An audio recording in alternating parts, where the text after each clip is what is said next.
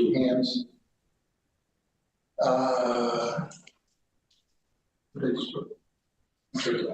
The Board of Appeals will hold a public hearing on Wednesday, August 12, 2026 at 7 p.m. at the Town Hall, second floor, 18 Main Street, Hopkins, Mass. With the option of joining online using the Zoom meeting service. The application for a special permit petition on there was filed by Jennifer Newman and Elizabeth Callahan, 27 Main Street, Hopkins, Mass. Petitions are requested to be hearing on Wednesday, August 12, 2026 at 7 p.m.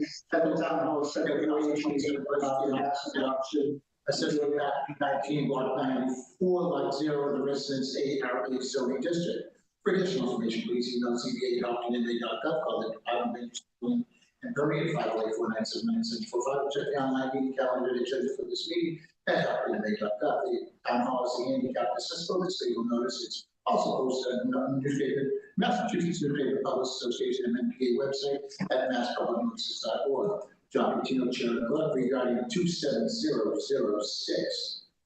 Would all of those presenting for 27 Pleasant Street, please come on up. Sign in, please. Just an additional, anybody that is on Zoom, please mute your microphones.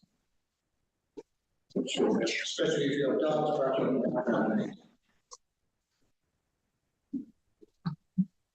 Good evening. Good evening.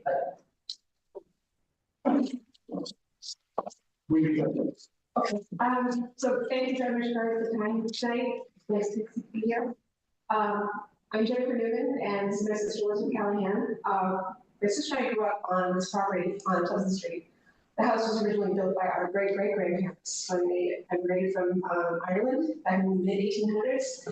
It's been handed down generation to generation for a long time now. And every level has made improvements, changes, love the house, live in the house, the property. Our parents were the last generation to live there. Our actually in 2021 and our mother recently passed. So the house and property belong to us. Since we both have established homes and families already, it's not feasible for us to continue the tradition of keeping the property, which admittedly is sad for us. We had always been told that the property was 2 lots, and the way the deed reads, it's parcel 1 and parcel 2. As we understand it, based on changes to the zoning requirements over time, that the requirement for the 100 feet of frontage affects that. And now we find ourselves short by 7 inches in order for us to have a buildable lot and then have a house lot. It's a great property. The neighborhood really has come full circle. Essentially, it's now another group of young families, raising their children, and what we had growing up. The location is outstanding because it's so close to the center of town, the school systems, 495, of course. And it would be a wonderful opportunity to have a house there. And the lot certainly is large enough for a good yard. And so we appreciate your time tonight and your consideration of allowing us this variance. So it wouldn't have been easier just to find another surveyor that could find you something. We really like Joe. We're held to very high standards. So, oh my goodness, I don't know what the rest of the board says. All right. Excuse me, folks, Joe Mark and I, we prepared the plan and have been working with Jen and Elizabeth.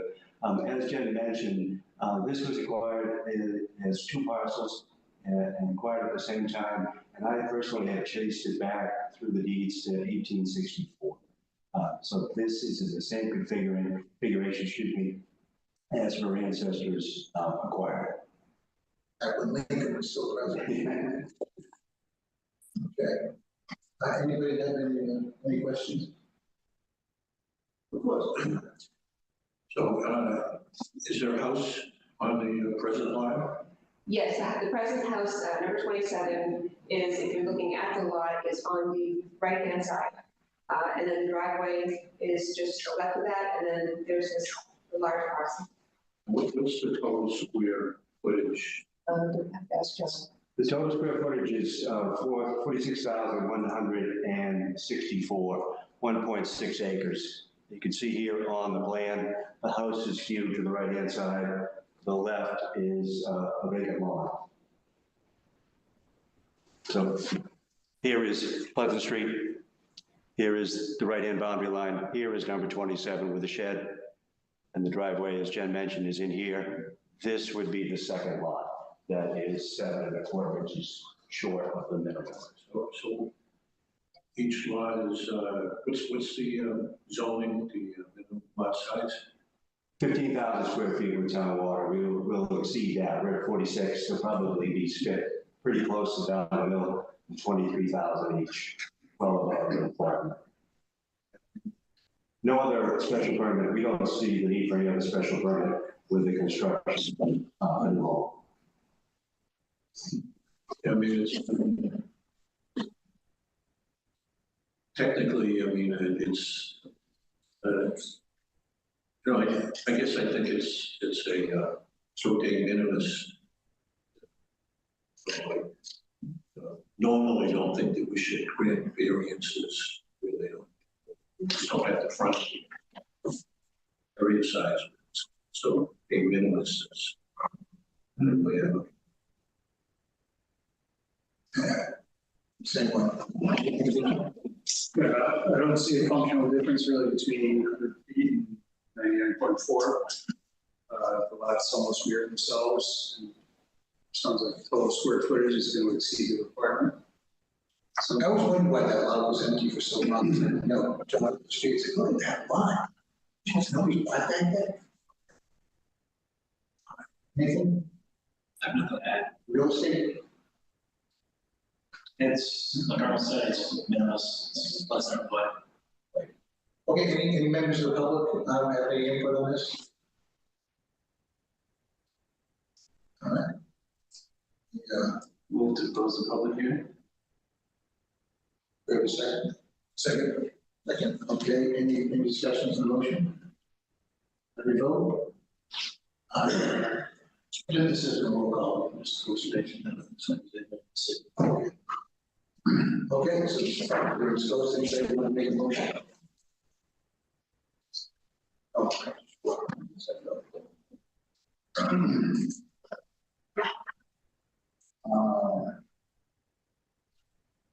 Oh, did you have the one for the? Yeah, do this one.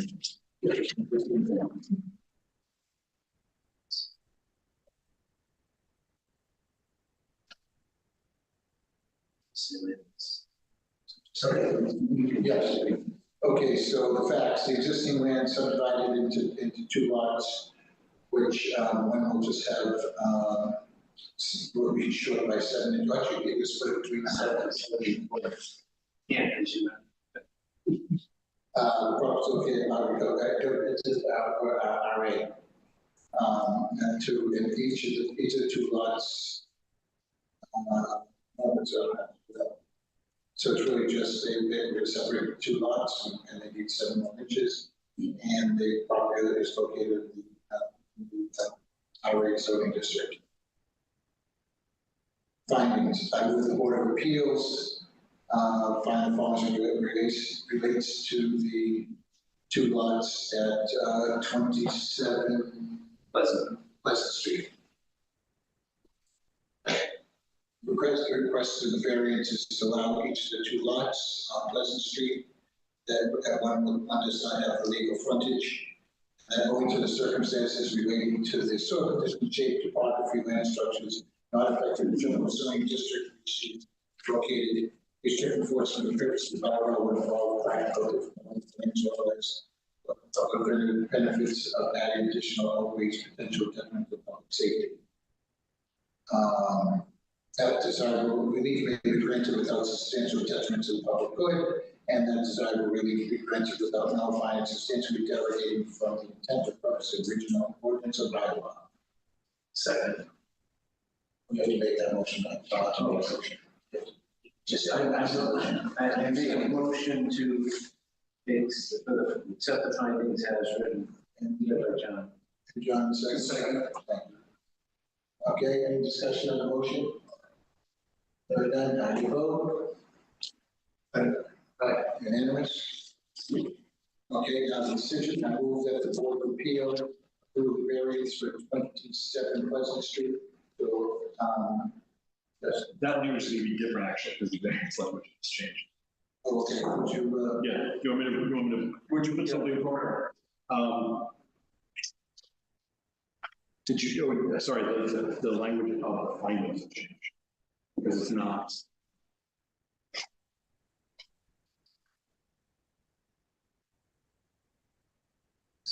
The literal enforcement instead of strict enforcement, and then, the other language is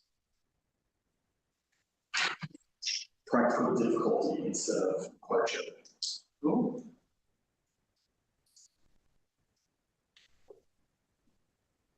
You might want to change the findings, sorry, I missed that. practical difficulty?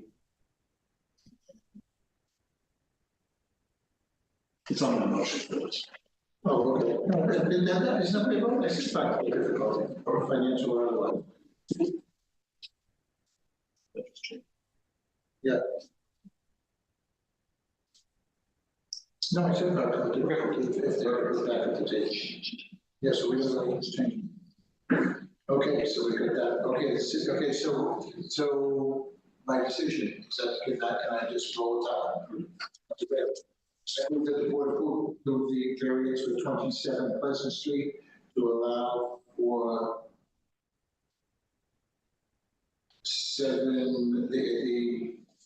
to allow for the 7.25 inch discrepancy. Right, 0.6 or 7.25. 7.25.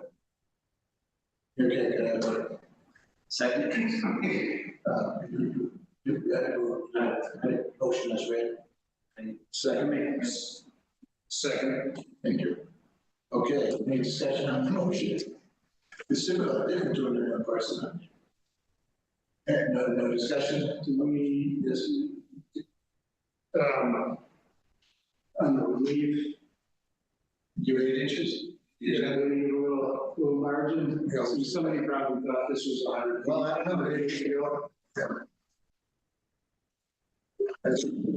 it off that. So what would you suggest as a pad Yes, we're not past that tolerance. tolerance? Well, 4 or 5 inches, I would think would be plenty. There don't appear to be any mathematical inconsistencies with the drafted plan. I can only anticipate anybody would find something odd with the geometry. 4 or 5 inches certainly would. So Maybe any reason to come back and see you folks. Okay, so. if we make it a foot, So since 7 inches would go 12 inches. 12 inches of relief, plus minus. Okay, good, thanks, John. That's right, I thought we used to do that. Okay, any more discussion of the motion? Here now, I think we're ready for a vote. All those in favor? Aye. Any opposed? Abstained? Passes. Thanks very much. Thank you very much. Sorry, didn't have some, yeah. Good job. Thanks for the heads up. yeah, a new family will move in and send their own history. Saturday. All right, Lincoln signs in front of that house. Thank you, guys. Good night.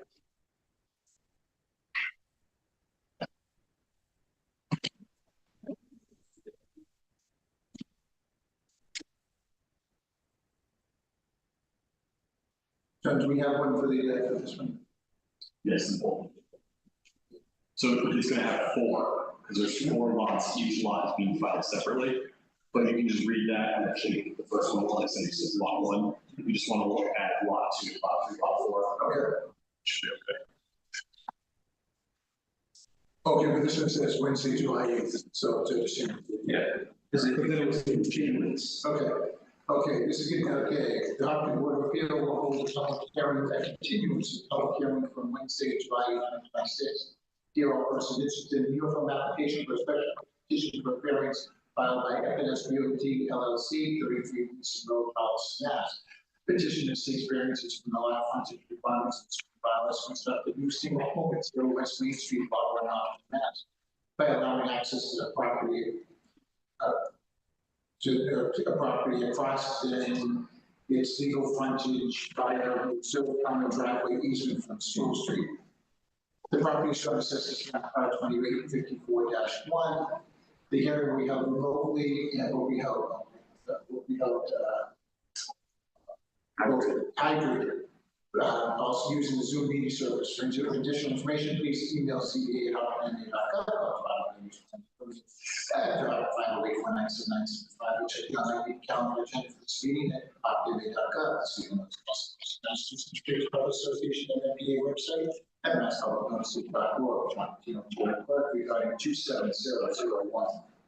And I just gonna stop there for a second. Sean sent an email and then said, there's an echo on the Zoom and they're having a hard time understanding us, so I don't know how we try to. Is anybody logged into the meeting on their It's laptop? hard to hear, Their phone? very hard. Maybe they were talking. And everyone's on mute, except for Sean right now. Yeah. So To the there's chair, this is Sean. I don't know if you can hear me, but there's an echo. I don't know if it's because you're not speaking into the microphones, but it's difficult to hear with me. Microphones are clear. We'll try and speak up so everybody can hear us. Thanks. It's just a lot Louder echo. Okay. So with all those that are presenting for FNS Realty, 0 West Main Street.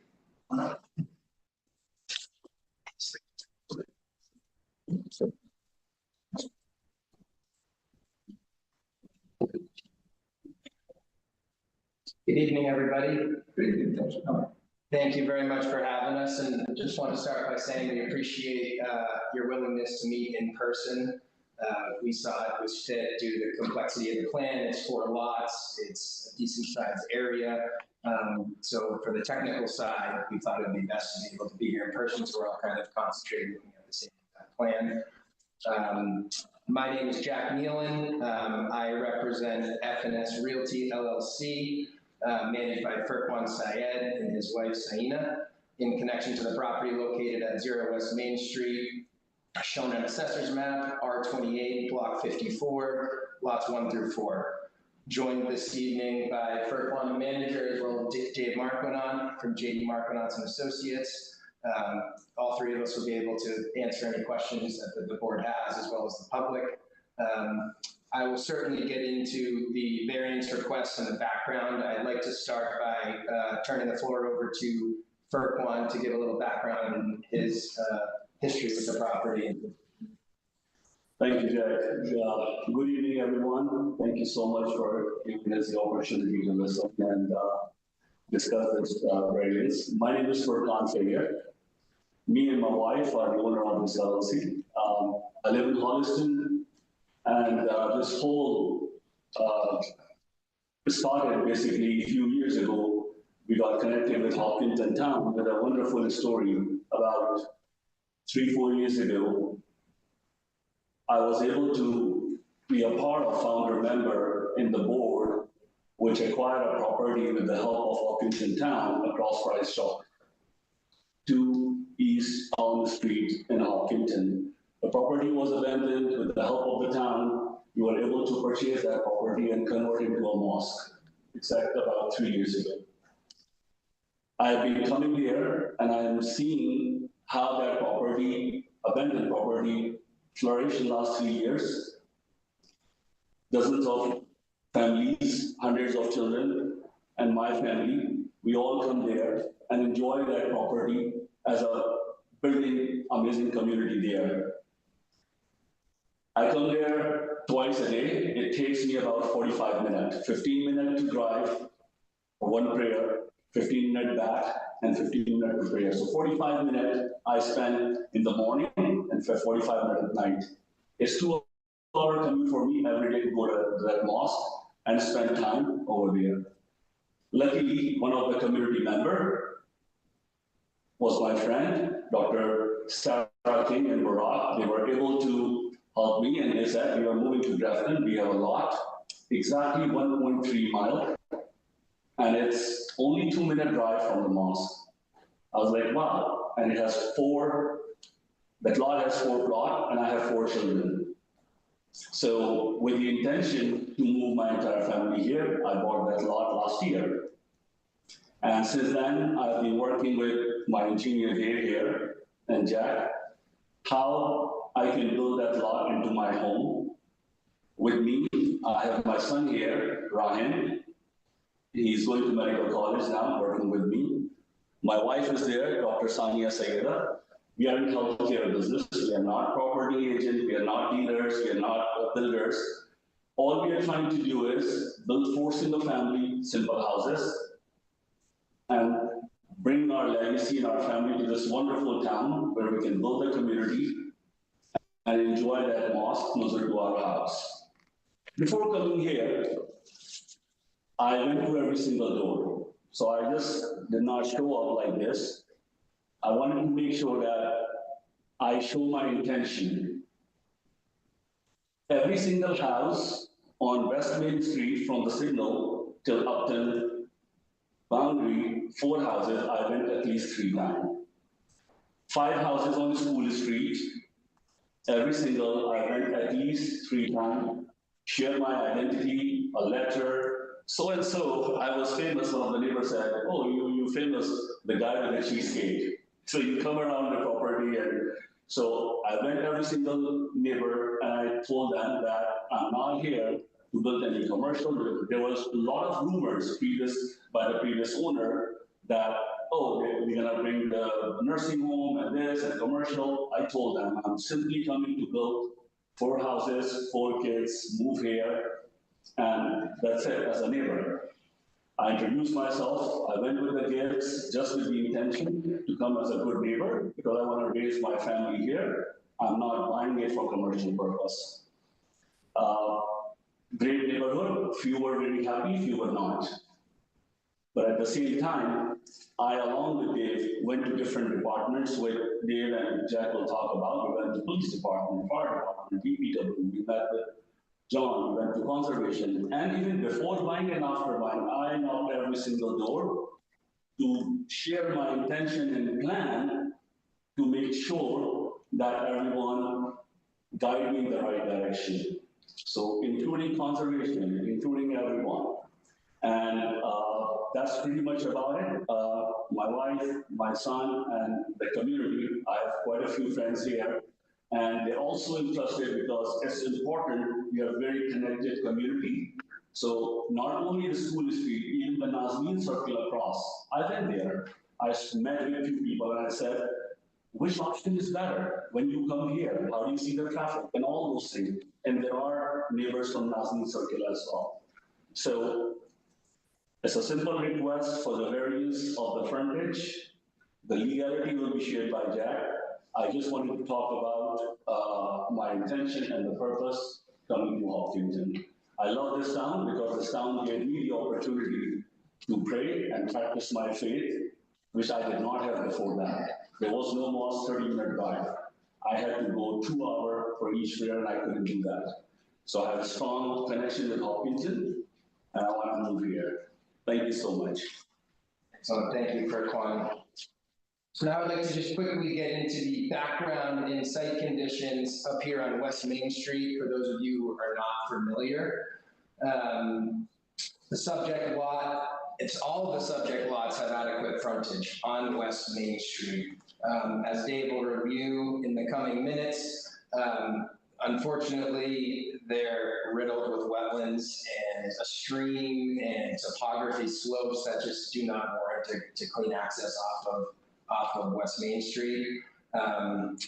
We understand that the town is very clear, the bylaw is very clear that, we're required to cross the frontage. However, as I mentioned, the site conditions on the ground are quite different.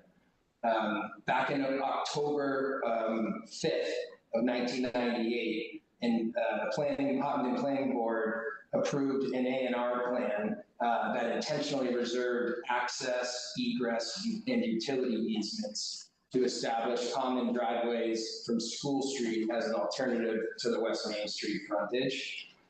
As you'll be able to see on the plan, the house pads are quite upland and on the back of the lots. It wasn't an oversight when this A&R plan was approved by the planning board. It was a deliberate planning decision made for two reasons: protecting the public safety given the character of West Main Street and avoiding the significant wetland impacts from direct access off of West Main Street. As many of you know, living in town, West Main Street is a heavily traveled roadway with a posted speed limit of 40 miles per hour and functions as a classified connector and commercial corridor. It was constructed well above natural grade of the surrounding land, so the steep topographic drop in the roadway down to this property, as well as an existing guardrail system, runs along the frontage of these subject lots owned by the applicant. Direct access off of West Main Street would require breaking through the existing guardrail system, extensive grading, and quite a bit of filling within the wetland resource area just to achieve a compliant driveway grade. As Furquan mentioned, we've met with the Conservation Department, discussed this plan and different versions of the plan, and they've consistently remained that they favor alternative access solutions that minimize wetland crossings when a viable alternative exists, which is exactly what this School Street plan offers. The Department of Public Works met with on multiple occasions on site as well in their office to discuss scenic road permits and discussions regarding the guardrail. Most importantly, Hopkinton Police and Fire regarding safety, meetings with both departments. As Furquan mentioned, quite a bit of guidance from John Gelsich here, as well as the building commissioner. And every one of these departments supported access on School Street, given the hazards of direct access off of West Main Street and the clear safety advantages, low-speed residential road of School Street. Consistent with the fire department's driveway access policy, our engineering team as well has completed a fire truck sweep analysis, which the fire department has reviewed and is satisfied with coming off of School Street. School Street, by comparison, it's a posted 30-mile-an-hour roadway, designated as a scenic road and has much more residential character than West Main. It provides safer access, not just for future residents, but for emergency responders, delivery and service vehicles, and everyday services such as snow removal, landscaping, and mail delivery, without hazards that exist on West Main, such as slowing, turning, and queuing on a fast main road. On to the first variance.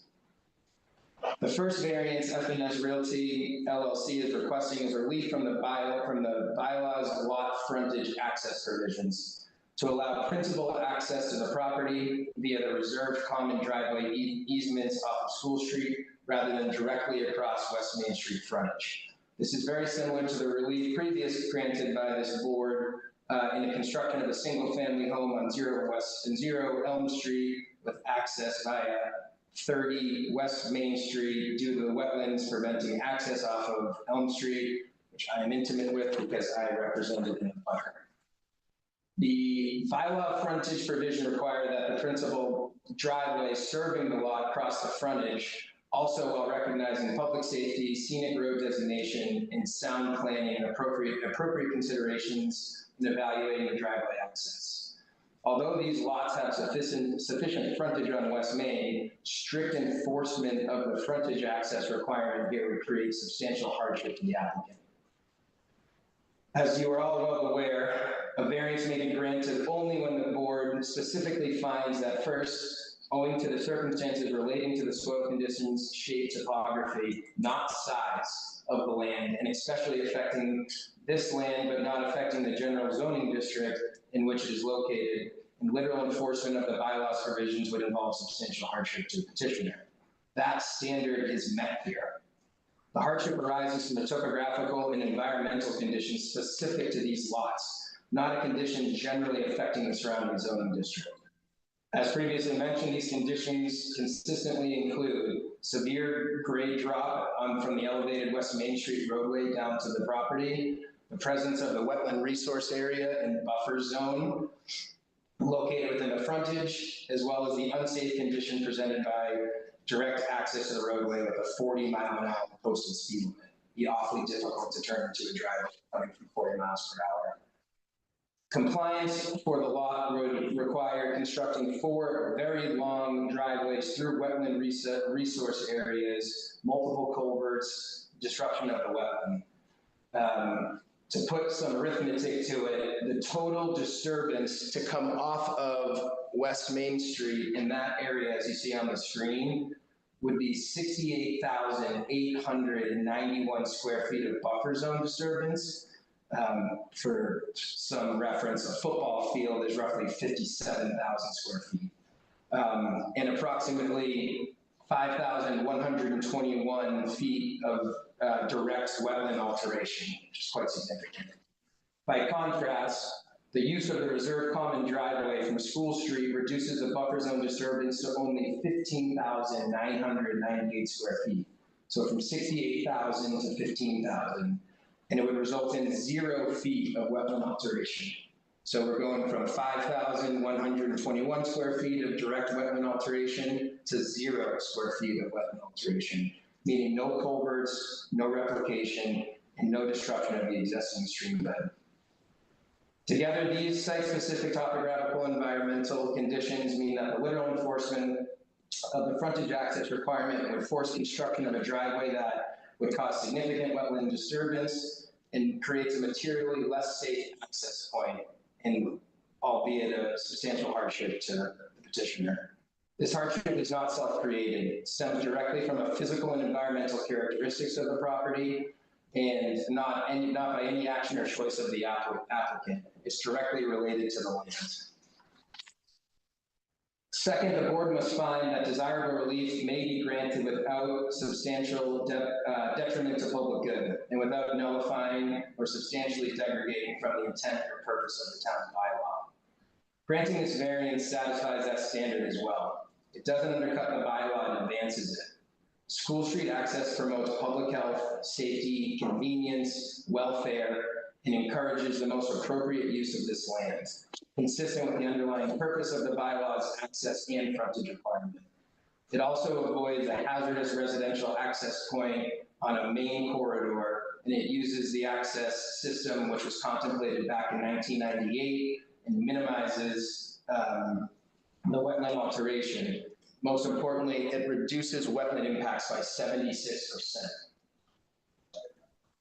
Both of these prongs are satisfied. Because of the hardship is neither self-created nor unrelated to the premises, we respectfully ask the board to grant variance 1, subject to any conditions, safeguards, or limitations deemed appropriate by the board members. On to variance number 2. The second variance of relief stems from section 210-120C1, the common driveway bylaw, which requires that a common driveway intersects the street right-of-way within the legal frontage of one of the benefited parcels. Again, the lot has the legal frontage the bylaw requires. The issue is that the frontage itself is compromised by the stream, wetlands, buffer areas, and limited site distance along the heavily traveled roadway of West Main Street. Those site-specific conditions substantially limit a safe, practical driveway entrance and where it could go. Requiring strict compliance with this bylaw would mean, again, wetland alteration, excessive grading, vegetation removal, and disruption of natural drainage that is already existing and has for a long time. All just to force a driveway in connection to a location that is not the most safe or most appropriate compared to the one available off of School Street. The applicant instead proposes to route the common driveway through recorded access easements and utility easements off of School Street, a location that is safer, better site distance, and avoids all wetland impacts altogether, especially the alteration. These easements are existing and permanent and are not disputed. They're recorded on each one of the applicant's deeds, as well as the property owners of 68 School Street, 70 School Street, 72 School Street, and 74. They're all validly plotted on a plan, and they've run with the land ever since it existed back in 1998. This approach directly serves the stated purpose in the section 210-120, promoting public safety, adequate site distance, avoiding site disturbance, minimizing alteration of natural resource areas and stormwater runoff, and preserving a rural residential character. It does all of that more effectively than strict enforcement of the frontage intersecting off of West Main Street. The A&R plan created these lots that was executed likely in this room back in 1998. It didn't contemplate the common driveway bylaw because the common driveway bylaw didn't come into existence until town meeting on May 4th, 2009. Therefore, the drafters of the original plan highlighting the easements never could have known what the elements were to comply with because at that time they did not exist. Specifically, this relief we're requesting in the second variance is quite narrowly tailored. We're not asking to waive every requirement under the section 210-120 of the common driveway bylaw, only section 210-120 subsection C1, the frontage intersection requirement. The proposed driveway will otherwise comply with all applicable easement access, maintenance, and construction standards, and appropriate maintenance and shared access agreements will be recorded to ensure perpetual access to the benefited parcels. The proposal does not increase the density and remains fully consistent with the residential character of the neighborhood. For these reasons, we ask the board to respectfully grant variance 2. In short, both variances rest on the same well-documented facts. A lot with technically sufficient lot frontage on a road that is unsafe and environmentally costly to access directly, and a long planned, already reserved, town department supported alternative in school streets common driveways. Granting both variances allow reasonable use of the property in a way that was actually contemplated when these lots were created back in 1998, while advancing and not degrading from public safety, environmental, and planning purposes. We respectfully ask the board to grant both variances set forth in our submission, and we will now happily turn it over to Dave Marquardt to explain the plan and answer any questions that any board members have. Thank you. Like the use of board, opposed to board, where that might be the best spot for it. For you all to see. Yeah, I can share this plan, it's not colored, I'm just sharing it right now, but don't call it so for you all to see. Oh, so that's just, it's a little bit the same. It seems like the footage is colored. Okay. I can throw it on the easel, which it's in there. Yep. So I just want to reinforce some of the facts that We can't see it. Yeah, We can hear the letters. We gotta figure that out. through the chair, is this reflecting what is on here? yes, Just about, The camera's there too, so. this Camera will is, be that's next to John. over there. So I can put it just sort of order as well. Yes. Yeah, we can put it in the Or maybe right there, because we can look at the screen. no, we're taking us to see, I see more people on TV.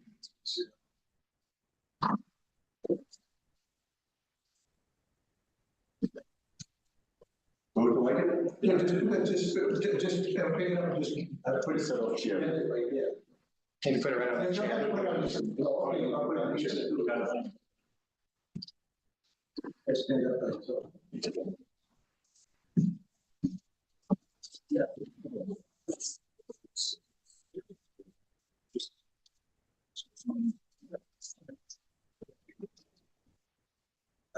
Yes, put it back up on the screen for us, so people are, our whole audience.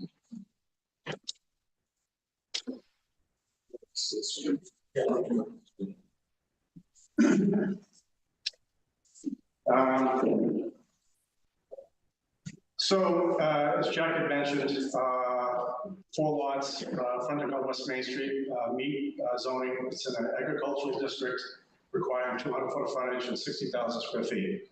On this drawing, West Main Street is at the top of the page. North Arrow was straight up the page. So we have an existing guardrail that goes across lot 1, lot 2, and part of lot 3, affecting the driveway access to those 3 lots, 1, 2, and 3. Point both times? I'm trying to do. So we have a stream crossing highlighted in this drawing We have two of them highlighted in red. We have a culvert underneath West Main Street. Then it comes down and heads in almost a direct southerly direction. We have another stream that starts up at lot 4. It goes southwesterly all the way through our property and continues off the page and into the woods. Lot 1 is a 5.6 acre piece of property. The other three are 1.9 acres each, approximately. So on the drawing, we have a shaded blue area, wetland, across lot 1, and then traverses almost parallel to West Main Street. You can see it's quite sizable. So as Jack had mentioned, our exercise to access lot 1, our houses are in the back of the lot, highlighted here, here, here, and here, highlighted here, here, here, and here. We've done testing with Board of Health, formal testing, in August of 24. Septic areas, this rectangle, rectangle, rectangle, rectangle,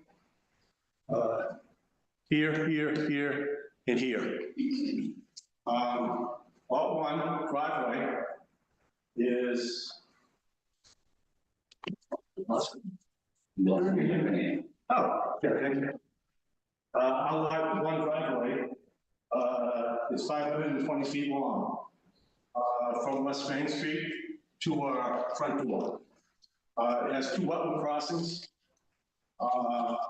In order for the crossing to happen, we have to replicate the wetland, which is this little comb area here, and our disturbance associated with building 2 retaining walls at the first crossing, 2 retaining walls at the second crossing for lot 1, necessitate the highlighted orange here.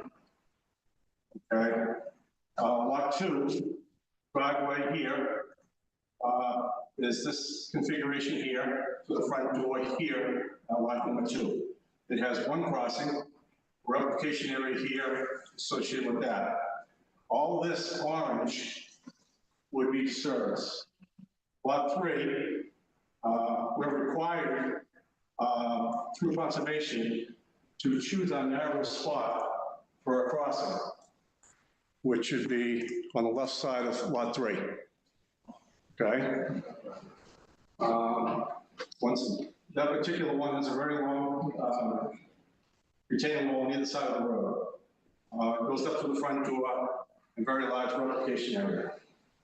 Lot 4, driveway to the front, across the septic, and then we have to reconfigure the house, front drive for our proposed garage. Crossing, replication, alteration, all the way through. So all total, retaining walls associated with just the driveway construction for here, for here, for here, for here, for here. It's 1,025 linear feet of retaining wall. Minimizing grading was the purpose of the retaining wall, and certainly there's a cost associated with that. Our proposed houses on lot 1 is only a 3-bedroom. Lot 2 is a 4, lot 3 is a 4, lot 4 is a 3. Modest size houses. Septics, unfortunately, are quite large based on soil conditions.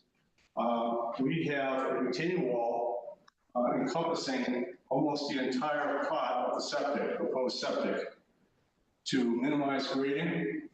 Our wetland buffer, upland conservation and DEP requirements from this eastern edge, their jurisdiction is 100 feet out. It'll be somewhere around there. Okay, so yes, we would have a file with conservation for 1, 2, 3, and 4. Okay, as Jack had mentioned, if we were to use build lot 1 from West Main Street, the alteration to do this plus the house is roughly 26,000 square feet of buffer zone disturbance. Wetland alteration is 1,173. So there's a lot of disturbance that's taking place in order to get to the front door.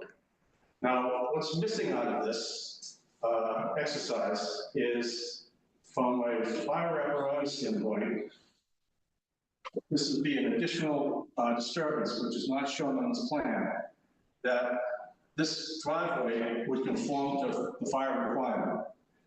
What it doesn't have is the turnaround area at the house for the truck to come in, turn around and go back out. So we would have an additional disturbance here on that driveway. Same with lot 2, same with lot 3, same with lot 4.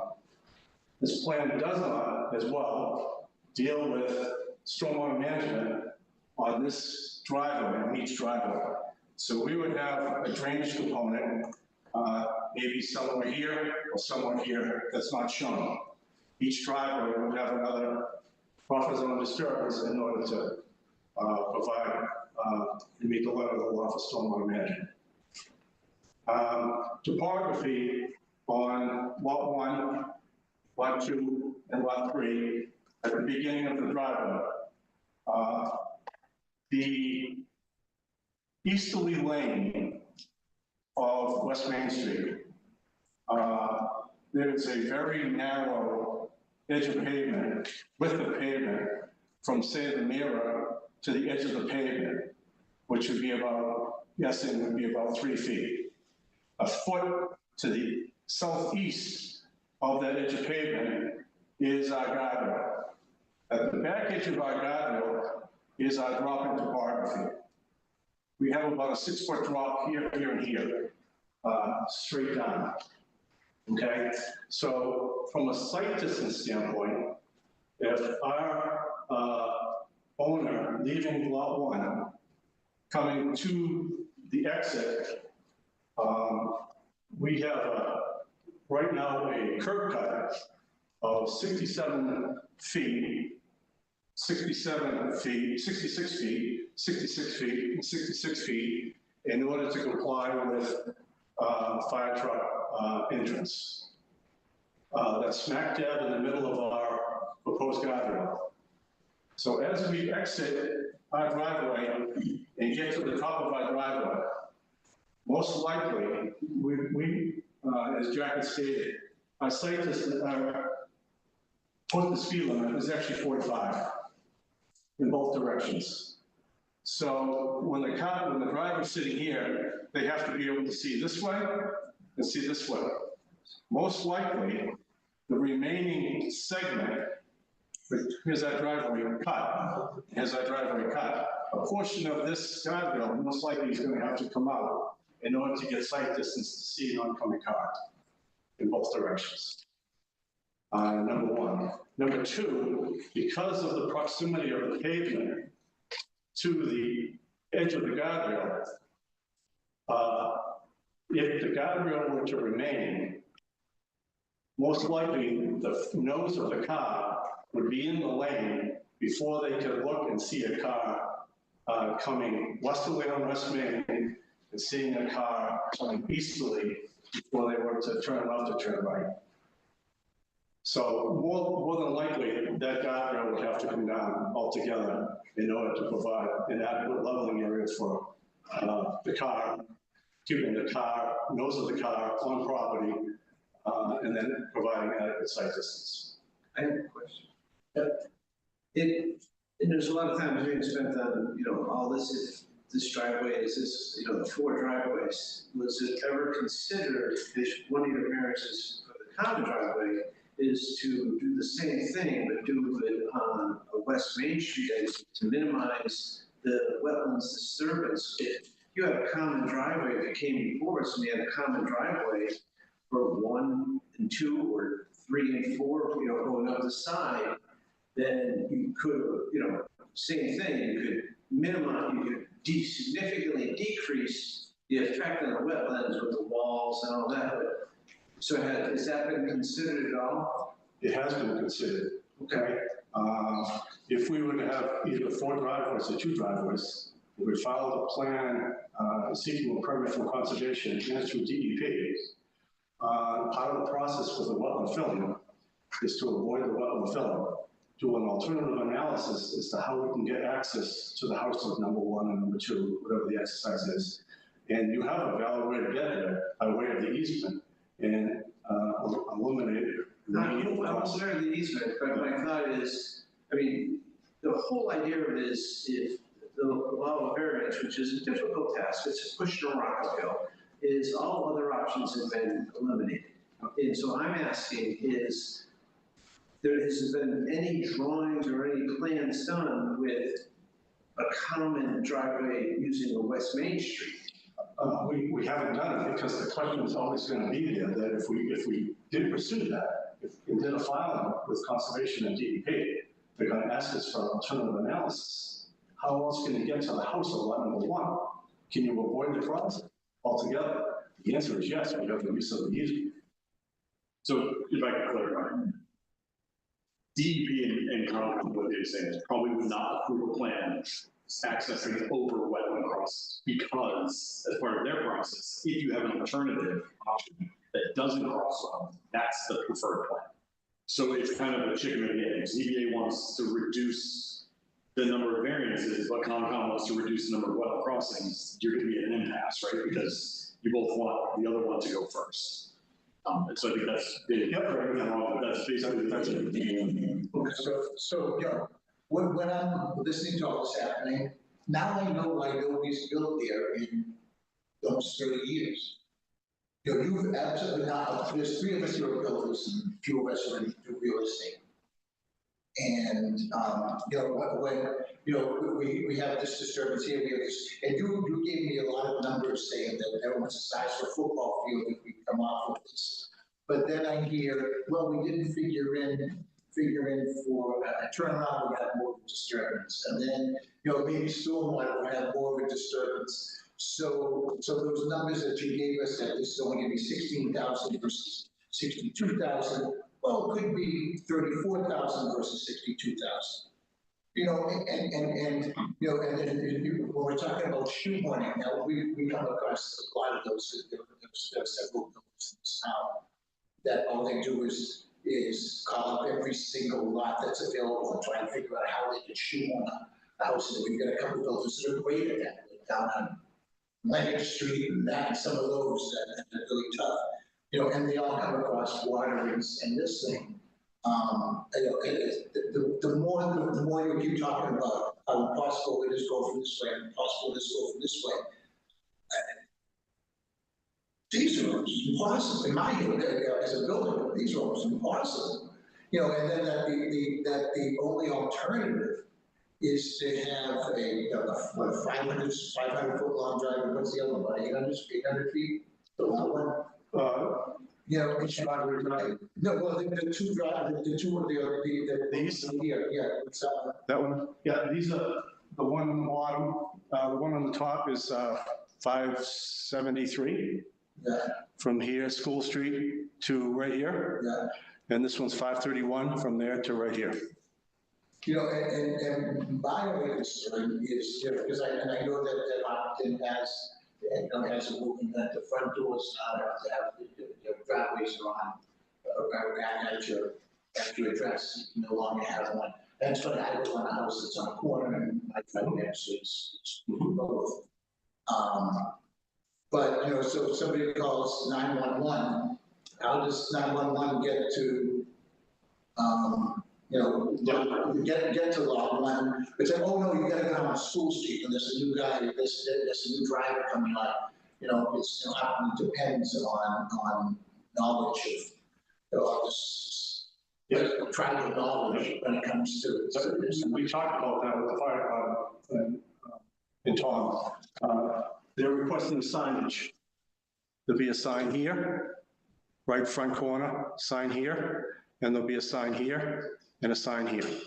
So would there be signs in front of Main Street saying? No. It's a School Street address. If you want to find us, you have to go to School Street. You know, my main question is, what changed since 1999 when the Board of Appeals said, oh, we looked at something similar to this and said, it doesn't work. Because you keep mentioning 1998, but then it came to the Board of Appeals in 1999, and the Board of Appeals said, while the petitioner variance must have a substantial hardship in order to obtain a variance of the zoning bylaw to legally enforce, the hardship must relate to conditions of the land itself, not upon circumstances which cause personal hardship to the owner. Further, there is no substantial hardship to justify the grant of variance, mainly because their profits may result of variance granted to the applicant upgrade or change use of the property. Also, insufficient frontage or area is not within the region to grant the variance, budget, setback requirements, et cetera, et cetera. I'm just trying to figure out what changed other than the date. I think back on that plan, there wasn't enough due diligence on looking at the accessibility from West Main Street. And if you look at that drawing, their houses are about the same, but a little bit narrower than us. The biggest difference they had is they had just a small little ice cube drawn as the proposed septic. No testing was done. I don't think enough evaluation was done. And I think what they represented as the septic was inaccurate, and no testing was done. We've done the testing and it's sizable. So the system has to come first, and we're sacrificing a little bit on size on our house. And then certainly, I think I've done due diligence on our stream and on our wetlands, and it's certainly I've talked to Hopkins Fire, Hopkins Police. Hopkins Police is recommending that we pursue use of the easements as access to lots 1 through 4. Because when we were talking about West Main Street, 3 of us live within a quarter of a mile of each property, and the vice chairman lives On West Main Street. lives on West Main Street. So we know them. And Just a point of clarification, Jack, because you asked what changed Yeah. in the meantime. So the variance that they applied for back in '99 was for a common driveway, just for the use of a common driveway, which was not a bylaw in town. We introduced the common driveway bylaw in 2009. And so now the variance request is not for a common driveway because that's a special permit by the planning board. It's for access, not through your frontage. So it's a different request on a different requirement. So the chair, is the common driveway law require that all driveways be located in parcels? Yes, that's the second variance that requested. Thank you. Yeah. Okay. Okay, I'm gonna have some questions. Is this the time to do it, or? Yeah, because you would, please don't take it the strong way, but you were driving us down to, my goodness, this is freaking impossible. So that was, you've done a lot of, well, I'm sure you could have found that 7 inches, that 7 inches. It's okay. Okay. So, all right, so I have a few questions. The easement from off of School Street, what's the distance between the entrance to that easement and the intersection of School Street and West Main Street? Good question.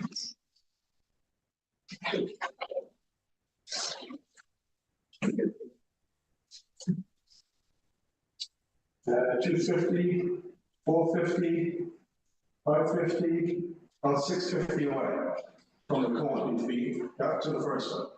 And what's the distance if the exit from the development went on to West Main Street? What's the distance from that egress to that corner of School Street and West Main Street? I guess you don't know exactly where the exit would be.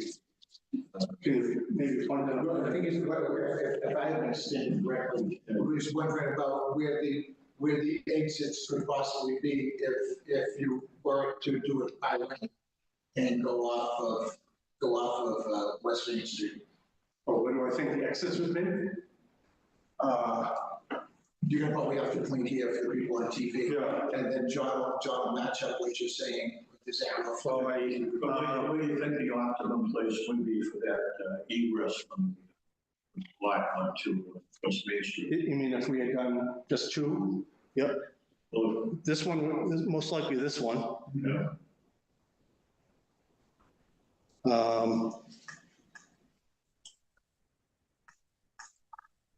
Actually, I take that back. Probably most likely that one. So for the audience would be this driveway for lot 2. And I guess it would be lot 4 at the end. Those are probably one there and one there, most likely. And how far would they be away from the intersection of this, the lights? That's weird. If you can do it, you know. Yeah. Approximately, both from the lot 4 one, that's the one closest to the, it's 2, 3, 4, 5. Probably like, guessing like 580 feet from lot 4 to the light. Shorter distance than the. That's the street. And if you making an egress onto West Main Street,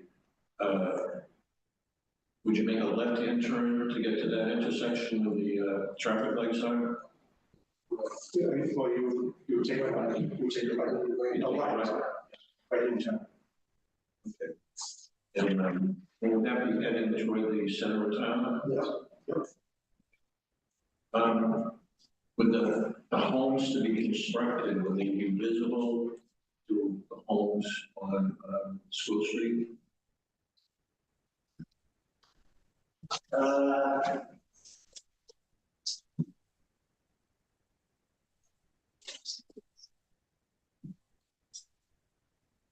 answer to that question is yes and no. To give you some idea, the house of number 1 to the house of number 74 is 428 feet approximately. Lot 2, the house number 74 is 416 feet. Lot 3 to 72 is 280. And lot 4 to 70 is 266.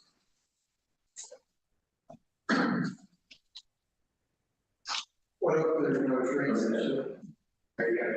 Well, probably makes a difference whether there's trees or whatever. I just want to get a general idea.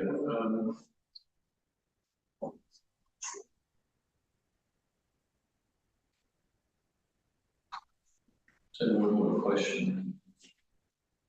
Is it, so is there, I saw one kind of a plan that seemed to look like there were 2 driveways coming from School Street. There is. There's 2 driveways coming from School Street.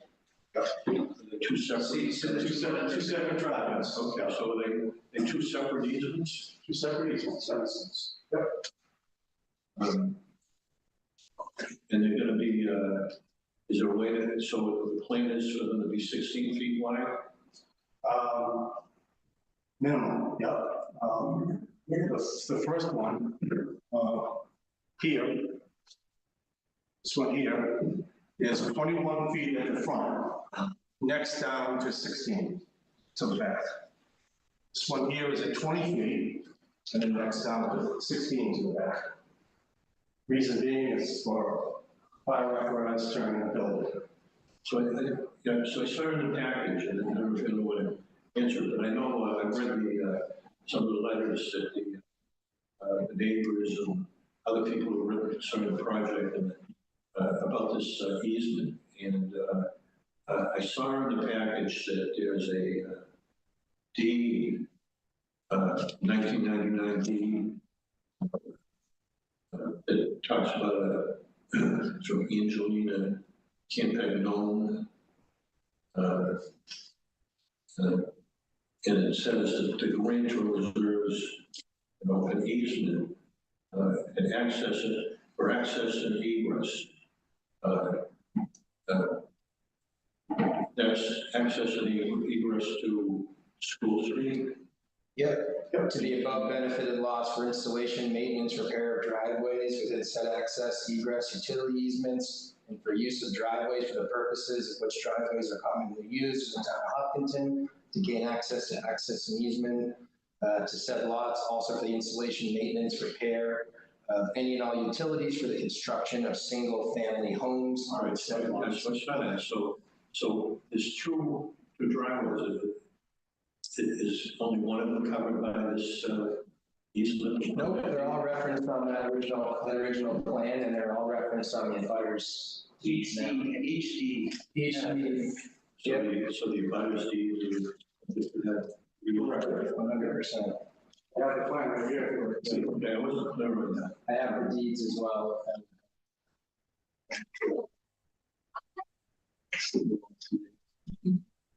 Yeah, okay, I'm through. Anybody else? Just make sure.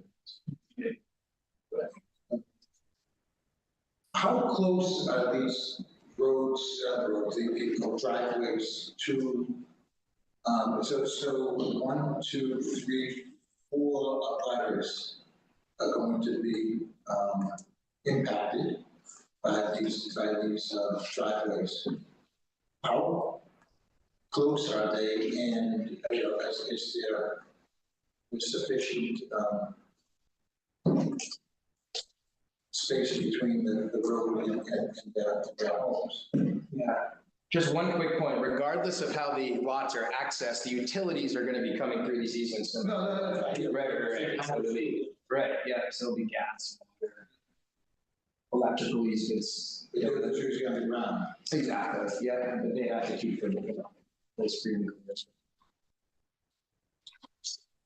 Yes, how far was it? Yeah.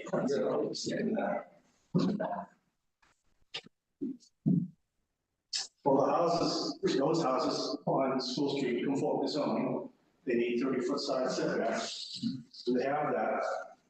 But now we're showing Yep. 8 feet close to each one of them. That's right. Yep. So,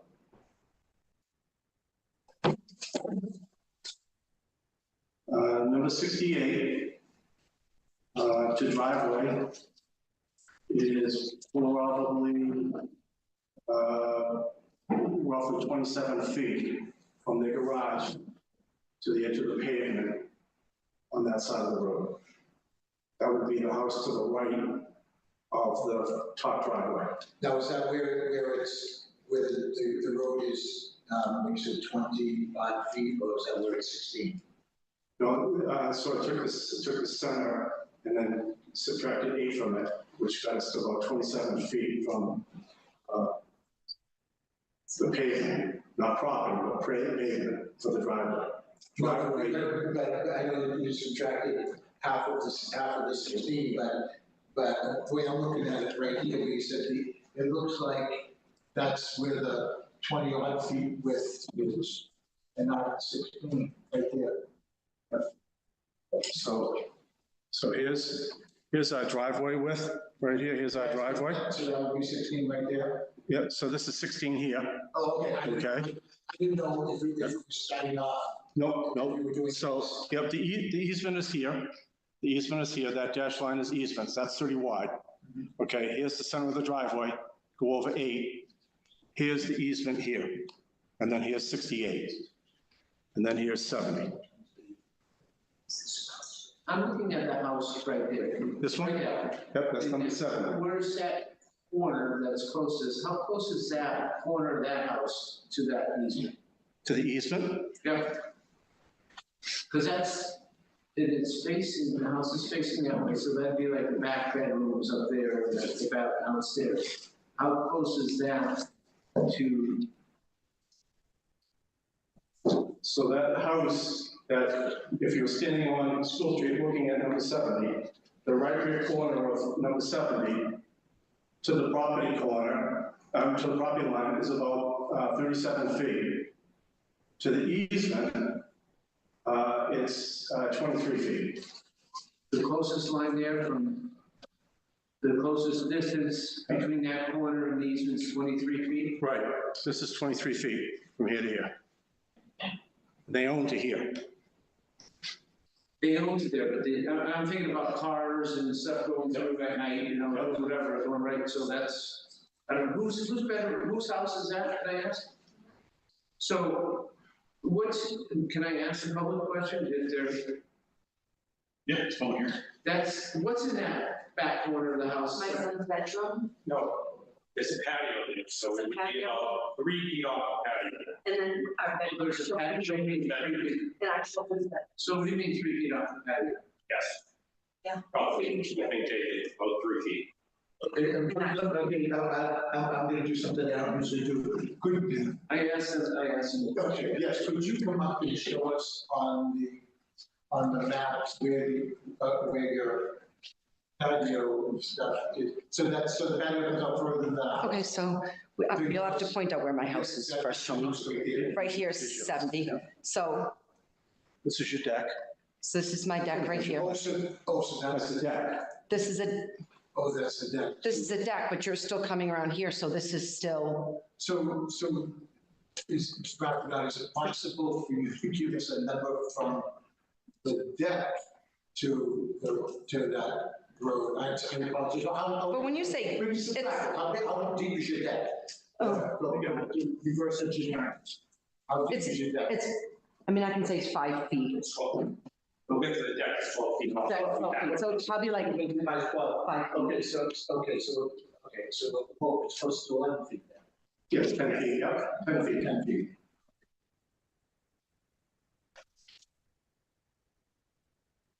Okay, so okay, I'm sorry. I phoned in on that was. No, I look at it because there's a balance, right? In any variance, there's a balance. There's, the public good is the other side of that balance coin. So I'm looking at how an easement running underground cables is one thing, and I understand, so 2 things. Here's it. You guys knew when you bought the house, there's an easement. Just like he knew when he bought the house, he's gonna have to go in front of the board. So there's awareness on both sides. And, so I look at it, it's like, okay, I knew that someday there's a possible egress easement here. And when you bought the property, it's already been turned down once, and in order for me to build, and I love the fact that you want to be closer to your church and have your family there. I'm a big family guy, I love that. But it's also at what cost? So that's the balance. That's the typical decision we have in front of us. It's just, where does that balance? Where does it tilt, right? So that's all. So I just wanted to know, because to me, that's really, really close to an existing. But on the flip side of that, they built that when they built it, knowing that there's an easement potentially egress there. So that's part of the tough balance, right? So it's knowledge. That's all the only thing I had. I just wanted to see, because I wanted to go up and I just like, okay, I'll close. I want to see, 23 feet or 10 feet or whatever. I think, because I have an easement behind my house. But it's, at one point the easement goes on one side of the house. It's about 15 feet away from my house. It goes around the back, and the back of the house is probably, it goes to, 40 or 50 feet. And it's the same thing, it services 3 houses, right? So same thing. And it's not much, but occasionally, Amazon truck is there 6 times a day between the 3 houses. So that's the other thing, the Amazon trucks go and things like that. So it is not necessarily a minor disturbance that can happen, even though it's only 3 houses. So that's it. I just want to share that, because I live this. This is part of me. I'm on West Main, and I got an easement behind me. But it's further away from this one is. Yeah, on the conversation of easements, because there's all different types of easements, this easement, which anybody could have reviewed when they purchased a property, is for construction of single-family homes. So it's not like we've taken a utility easement and we've created an egress access easement. It's been in existence for about 30 years. And it's very clear, anytime I have a client purchasing a home, with, easements on it, you review the initial easement and you review the initial plan. So anybody here would know that single family homes could be built at some point. And they could, but they also knew back then, it's still gonna have to go in front of this board. Exactly. So it was a wish and a prayer, hey, let's set it up, so let's tee it up. And I think they teed it up beautifully back then as a potential, but it still had to go through the board. Right. They knew it then, so. Right, and there was no common driveway bylaw then, whereas now there is. So we have something we can grasp onto and work on. Yeah, and I have a driveway that's about 40 feet behind my house. And it's about 300 feet long, and the guy behind me could get into third gear by the time he was bought out of skid sawing. You're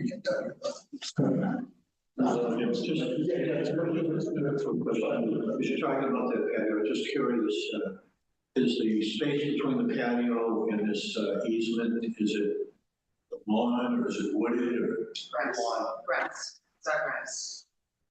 The flower beds. And then for flower beds and grass. Okay. You guys, just because we're here, everybody can ask questions. Well, both of you, builders, builders talk.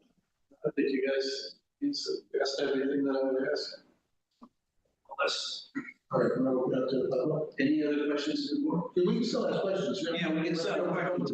Right, so the next step is we open it up to the public, and so the way we're gonna do that, because I think we're gonna have a few people asking questions. How do you wanna line them up, or how do you wanna do it? Just raise your hand and. That's up to you, how you want to call them. I would just say if they could come up to maybe where Dave is and speak clearly so that the camera and the microphone can catch them.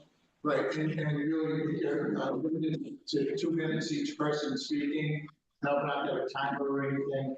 But if somebody else, right, at the point, please don't belabor the points. And remember, we're all neighbors, we all live within a quarter mile of each other. And John, also, if they could say their name and address. Yes. Yeah, it has to be a Hopkinton resident, and ideally it would be someone directly impacted by this. So, come on up. All right. Good evening, my name is Charles Mika. I live at 70 School Street, Hopkinton. I'm a property owner also. Let me begin by saying that I am adamantly against granting the petitioner a variance from lot frontage, and I have several concerns that I'd like to share. Firstly, for the past 23 years, I've owned, maintained this property, have paid real estate taxes on every square foot of it, including the approximately 8,000 square feet of driveway or roadway that would effectively be taken from my use and converted into an asphalt variance. Throughout this time, I've reasonably relied on the understanding that this land would remain part of my yard, subject only to the limited utility rights granted by the easement. Expanding those rights would deprive me of use, enjoyment of land for which I've continuously paid taxes on for nearly a quarter of a century. Secondly, the petitioner has frontage at 0 West Main Street and references a hardship in the filings. I find it quite strange that the reference of these hardships did not happen overnight. These challenges were there long before he purchased the land, possibly long before several of us were born, and this is purely a way of attempting to reduce cost and pass a tremendous amount of detriment onto the abutters. Thirdly, the filing includes a reference to traffic based on opinions from 1998. I find it suspect that there's no current traffic study that was performed on School Street. Since 1998, a lot has changed on School Street. What was once model farms are now multiple housing developments. Pinecrest Village has roughly 64 units, and I counted 200 vehicles. Nathaniel Circle, which was recently developed, added 55 units, I counted 120 vehicles. Rockwood Village, which is just a few hundred yards down School Street, was developed and added an additional 62 homes and an additional 124 vehicles. This is simply the amount of traffic that's generated by the local residents within a few hundred feet. Complicating this mess is the proliferation of smart devices in community-driven GPS navigation applications such as Waze, such as Google Maps, and Maps. School Street has evolved into a shortcut to Route 495 from the residents of Milford and Upton, including 18-wheelers that we see all day long, aside from the Amazon vehicles. For 6 hours a day, hundreds of cars are backed up on this beautiful scenic road. When school is in session, it's complete chaos as several buses try to stop at stops across from 68 and 70 and across from 74, which was once a quiet neighborhood, a beautiful scenic road, now experiences substantial daily traffic congestion. As a result, it's no longer a safe environment that was once for children to walk, ride bicycles, play on the road, on the roadway. Fourthly, School Street is a scenic road protected under Chapter 116. You all know this as the Hopkinton General Bylaws. By designation, this is there to protect the intent to alter School Street's rural, historic, and aesthetic character. Removing trees, stone walls, and altering the character purely for a builder's selfish gain would be a crime. The section of School Street also serves 2 active bus stops used by neighborhood children. One of these stops is located between 68 and 70, approximately 20 feet from the proposed roadway. The addition of another vehicular access point at this location would increase turning movement, vehicle conflicts, and traffic activity immediately adjacent to where dozens of school children gather to board and exit school buses. The proposal would produce additional traffic in the immediate proximity to children during the busiest times of the day and would unnecessarily increase the risk of accidents. I urge the board to carefully consider the public safety implications of this proposal. All properties on the west side of School Street generally have 130 acres of land, have private septic systems, and the elevations of the front yards are anywhere from 12 to 20 feet above that of the backyards. Water naturally drains from the front yards to the backyard woods. By intersecting my entire backyard with 600 feet plus foot driveway, 6 inches above grade, the petitioner would effectively be creating a detention pond in the backyard that would flow into our basements. Again, I find it quite suspect that there's no references to any rainwater, snow meltage, or drainage studies. Lastly, granting the variance would fundamentally change the purpose of the easement and pose extreme hardship on my family, along with the other abutters. The proposed roadway would transform a limited utility easement into a traveled roadway of a minimum of 16 feet to 21 feet, resulting in the loss of approximately 10,000 square feet of my property and effectively paving my entire backyard with 600 plus feet, destroying the privacy, safety, and peaceful enjoyment of my life. What's now private outdoor living space has become a traveled across access route serving several other properties. The financial impact would be substantial. May I ask, I have a question for Jack. Is it possible to ask a question? Actually, it's your guess. Yes, but we're supposed to be limited to 2, and I know you got a lot there. That was it. I was hoping that that was the double stack if you were about. No. To stop. My question is, thank you for the explanation in your love of the town. My question is, you said you were going to build these houses for your children. May I ask the ages of your children? Yes, older ones in the year around 22, 20, 17, and 2. And 2. Very good. Thank you. Any other members of the public? If I may, via Zoom. Through the chair. To the chair. Yes. Irfan, you came up first, but Irfan also raises it. Yeah, they're gonna. Yeah. Good evening, Chair Coutinho and members of the board. My name is Jennifer Shinman, and I'm the property owner at 70 School Street in Hopkinton.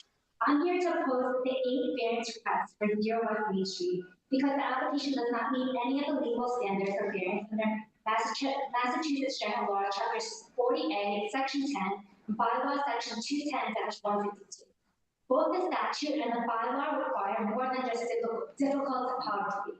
The hardship must be substantial, specific to this lot rather than shared across the district, and it must be what actually driving the request. This application fails all 3 tests.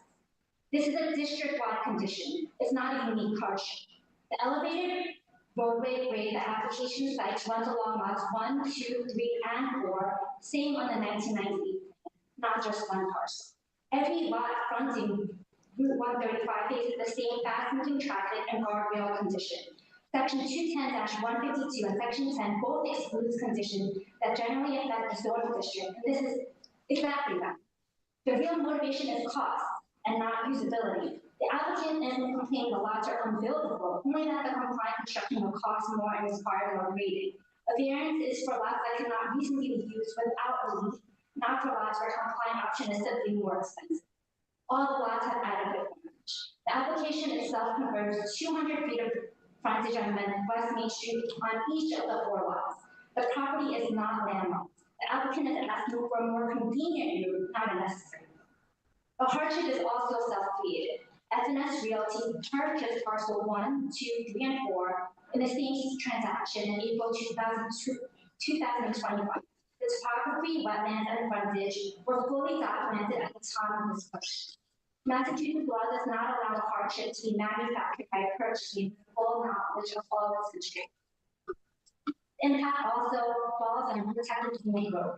School Street is a designated scenic road by the applicant's own admission. Shifting traffic from 4 houses from a state highway onto School Street, which is a scenic road, burdens a road the town has specifically chosen to protect. For a hardship that applicant created themselves and can resolve through compliant engineering. This is also not a minimum necessary relief. An application seeks 2 variances per lot. This is 8 total from the frontage requirement and from the common driveway law to leave lot access entirely off lot through easements over other parcels, and that's a substantial restructuring of access, not minimal relief by the standard requirements. The precedent also exceeds far beyond 1 lot. All 4 lots share 1 owner and 1 governing plan. Granting multiple variances does not resolve 1 driveway. It sets a legal template for 3 more identical requirements, determining access for entire subdivision 1 hearing at a time. This I just added. My house is also the closest to the new houses that will be built and is totally ignored out of the plan. For these reasons, the statutory standard for variance has not been met. I respectfully ask the board to deny the application or at minimum to require full compliant access to the side directly from West Main Street. Thank you for your time. If you want to go back, I also want to just address changes. You were correct on the laws as they were pre-July 1st. Things changed. And I have a spreadsheet that I can go over with the board, but I want to let you talk to Irfan first, and then I can go over what those changes are, because that does kind of impact the decision. Irfan, how are you? I am well. How are you? Geez, you could have come in and sat on the big seats that we used to do together. Well, dealing with a baby at home, you know, sometimes you got to make compromises. So I'm here actually in favor of this project. Can you state your full name and address, please? Yes, Irfan Nasrullah, 211 Winter Street in Hopkinton. I come here in favor of this project. I think, you know, the applicant has demonstrated the hardship. It's not self-created. There is wetlands, and as part of an alternative analysis, the Conservation Commission is going to have to say, well, if you have access, use it. And this is, you know, the alternative that doesn't disturb wetlands is going to be the preferred alternative. And I think that's something that should weigh heavily here. You know, all the other, you know, I understand the concerns of the neighbors, but they did buy the property with an easement on it for the construction of single-family homes. And it's something they knew, and I understand their frustration in not wanting this, but it's something that they bought. And, you know, I just don't see why we don't understand this as a hardship. I think the hardship is in 2 forms. One, there's crossing wetlands. And then the second is accessing on West Main Street, which just does not seem safe. So I come here before you in favor of this project. Thank you. Thank you very much. Anything else from any other items? If I may. Yes, do you want to do a summary? Yeah, we should. That might just help with the conversation. So since the application came in, yeah, so this is something changed. So this is something the state of Massachusetts did through the, I think, the economic bond bill. They kind of do omnibus bylaw changes or law changes. And this was all stuff that came in, and we're still trying to catch up with it because not a lot of us had a lot of warning that this was going to happen. But they changed the language in 40A. And so we've got the category, which is the variances. If I could turn this so the audience can see it too. So can everyone see that? Stuff to see. hey, John, I have a question. Since, and this is just, and I can maybe get some help. Since the application was done prior to the implementation, because when did you submit it? The hearing was July 8th, so. It doesn't matter. So that's important. So one of the things here is the variances, where is it? Oh, protection from zoning changes secured once the application is filed.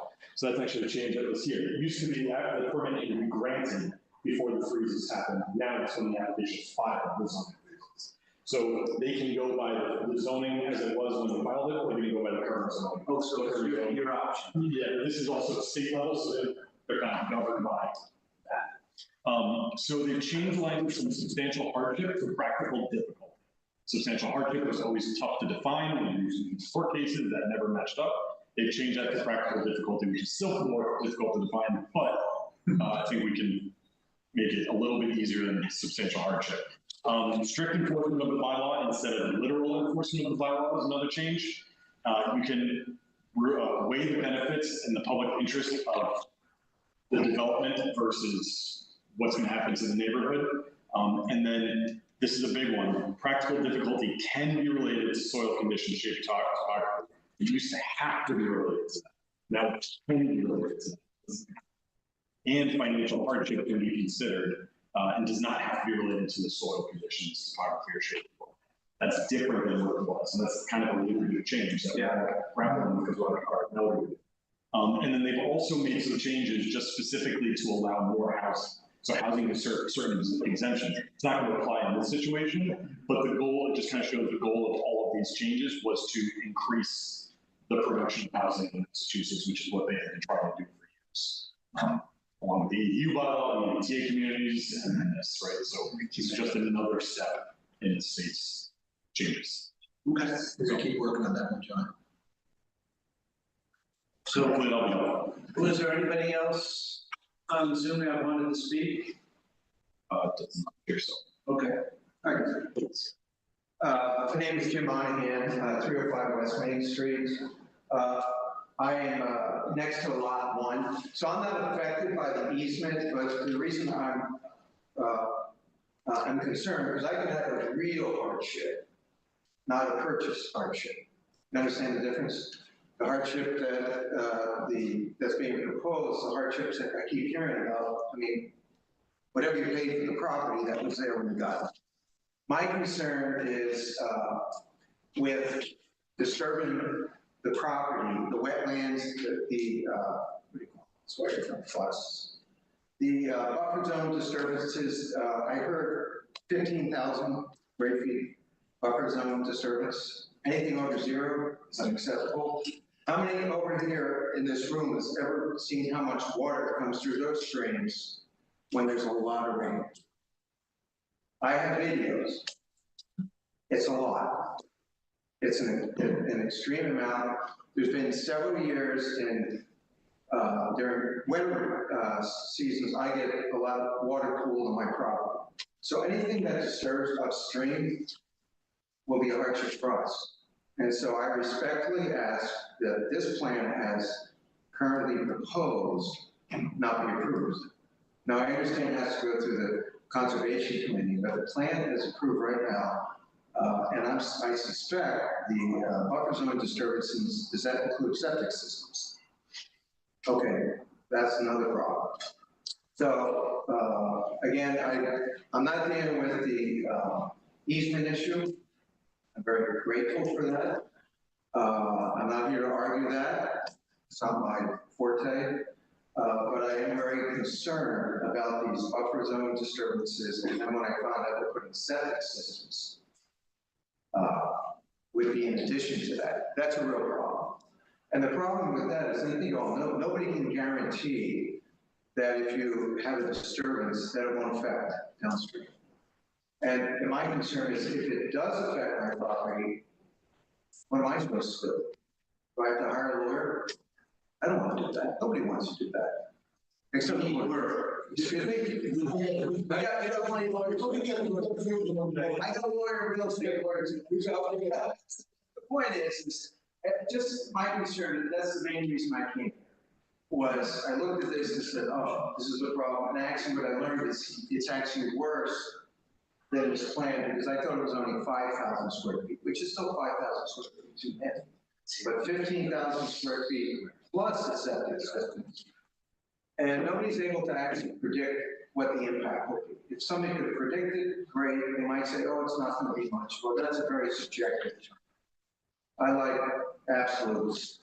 And so that's what I'm asking for now. I encourage you not to approve it as currently planned. There's more work needed. That's all I can say. Thank you. I want to ask you a question. Just to remind, sounds like even if they connected, used the frontage on the Main Street, you'd oppose this development. He's opposing West Main Street in favor of School Street. No, I didn't say that. What I'm saying, this plan as currently constituted is no good. So I'm saying, and the reason, if for no other reason, we have a very large amount of buffer zone disturbance plus the septic systems. And nobody can predict the issue to that. When the sound, if they built it on, you know, the egress onto, it would have to build a big bridge. Yeah. I mean, yes. Well, you're asking, I mean, honestly, this is a difficult property to get access to, period. And it's, it doesn't take a rocket scientist to figure that out. I mean, there's no good options, is the problem. There's no good options. It's really a conservation issue, though. I would, it's definitely a conservation issue, right? Absolutely. And it's a butters issue. The Champlin's property next to me, don't have similar issues he's raising. Well, I actually see very similar to earlier. The driveway cuts behind his house and water all goes down. That they pool out. The one that don't get out. Well, I mean, that's what concern has been stated. Here was engineer anybody He is. So am I. I'm not that type of engineer. I know my lane. All right. Is there anybody else? Okay, thank you. Appreciate your time. Appreciate it. Does anybody else want to speak?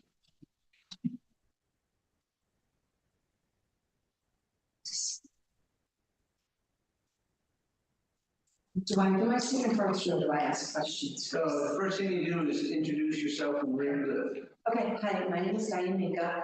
I live at 70 School Street, lived in Hopkinton for 23 years on a quiet country road.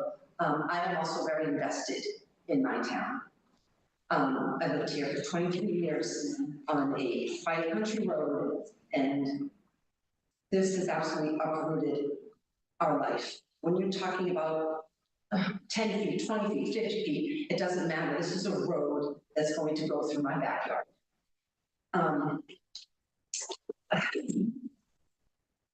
Mr. Saeed claims the drivers on West Main Street will be a public safety hazard and have significant impact on the wetland run across his frontage. He was aware of the strict compliance and the construction of long driveways when he purchased that property. There are numerous drivers on West Main Street, and I've not heard or seen any accidents occurring while people pulling in out of the driveway. I've heard sirens and fire, like major accidents. I mean, I backed out of my driveway on School Street and almost been hit 50 times pulling out of my own driveway on a quiet country road. Because, like my husband spoke of, the amount of traffic we have on our road now. His choice to purchase that land should not become a detriment to my home. My backyard and my property value should not be diminished because of a 16-foot wide driveway. Mr. Saeed is trying to find a quick, cheap way out that will destroy our property, its value, and uproot our quiet neighborhood. His hardship should not become our hardship. I'm asking that you please adhere to the bylaw, and that you must construct the driveways on West Main Street where they're supposed to be, not from my backyard, not 5 feet from my patio, 5 feet from my children's bedrooms. A 15 or 20 foot, I don't know what keeps growing. Now I just heard today about 20-foot entrance at the front. I don't want, like you said, trucks and vehicles coming up. What's the safety of my backyard, of my dog in my backyard, when there's Amazon trucks flying by my backyard? My dog does not know that that's even trucks in our yard. And I do have a question about signage. You mentioned putting a sign noting where the driveways are. Is that going in, like in front of my house? A sign showing where the driveways are? And am I now gonna be 70? Am I gonna be 70A? I've been 70 School Street forever. What am I gonna be now? You're taking away. It'll still be said. And then what will the houses be? Exactly. I'll be 70A. All questions need to come through the chair. I'm sorry, so that's my question is, there's gonna be a sign to show where these driveways are, and when you say the smaller driveways, they're meandering through my whole backyard into the woods. What kind of signage is gonna be in my backyard? That's further on down the road, that would be, if it's approved. I mean, but there's so many other questions that I'm sitting here listening to, and about, about water runoff, the water. We had 3 feet of snow this winter. You're gonna promise me that that snow is gonna be completely removed and not pushed into my yard? What's my recourse on that? There's so many unanswered questions that this should not be passed at this time. It's just too many. Thank you. Thank you. Anybody else have anything? Yes? Hi, my name is Lena T. I'm the owner of 74th School Street. I don't know too much, terminology or law here, but today when I hear, I only hear what I feel is no matter the owner or builder, they just present their partnership, how to build this, how to start, whatever. But have you think if you go School Street, you disturb how many families? And I only talk. So anything else, people already talk. So I wish our board member have a fairness judgment. Protect everyone's the safety and get a good conclusion. The bottom line, when you buy this lot, no matter you go to West Main Street or go to School Street, or have hardwish. And no matter original builders at this easement, they can do driveway, whatever. That 28 years ago, there are too many things have been changed. That's it. Thank you. Does anybody else have anything? Yes, hi. Mary Plummer, 295 West Main Street. I've lived in town for 40 plus years. I saw all throughout the variances that it's a problem to drive on and off out of your driveway onto West Main Street. For all of my 40 years of living here, I've never had a problem. Also have never had a problem removing snow. So I think that West Main Street's an easy access. Thank you. Thank you. Anybody else in the public have any comments? Mr. Chairman? He's the chair. I'm asking to get ready for the property, but I own the property that abuts. It's 0 School Street, and property next door that's town line right there, right on both sides. So we want to go here property owners. Very Can you just introduce yourself? My name's Mark Lamar. The addresses that you want. I live in East Street in Upton, but 0 School Street is the property that owns that abuts this. I just have a couple of comments. The seasonal brook can be crossed. I don't know if you're aware of this, but there's a subdivision proposed perhaps 400 feet downstream where there's a substantial wetlands crossing being negotiated in the town of Upton. So I know they're very expensive, and that is, I'm sure, the driving factor, but it can be done. I think the lots that are conforming could be actually A&R lots, could be developed the way they are, without access from School Street. All the comments that you've heard about traffic on School Street are very true. I've lived there since 1975, it's changed a lot. I've been here almost 30 years. Thank you. Thank you, appreciate it. Yes, one. Denise Monahan, 305 West Main. When I moved to Hopkinton 25 years ago, I was able to run the loop, you know, by my farm, go up, and many times right now, I can barely get out of my driveway. My neighbor was hit by a car. His car was hitched. Just us trying to get out of the West Main Street, our parking at our homes is completely different than what it used to be. People can't afford Hopkinton, now live in Grafton, in Upton, et cetera, et cetera. We all know what's been happening with real estate. And I know for a fact that it's dangerous. I also walk Pepperhill Corn a couple of days a week. And when I come out of the Pepperhill Corn and go by Amato Farm, Amato's farm, it is dangerous. People are rushing down there. I don't see any easy access. I think there should be a traffic study on both areas. I think what we're talking about here, just freezing that property and the person who's proposing building knows that the person prior to him who bought the property from him had difficulty negotiating, figuring out, because he told me, you know, what to do with that property. So there's a lot of deficits. I'm mostly concerned, well, I am concerned about safety, but my biggest concern is the wetlands, the disruption to the wetlands and the conservation issues. And I know that's going to be taken up with the Conservation Commission. Finally, I think it's a sad statement that the state of Massachusetts was all about conserving and, you know, making sure that we're respecting the property.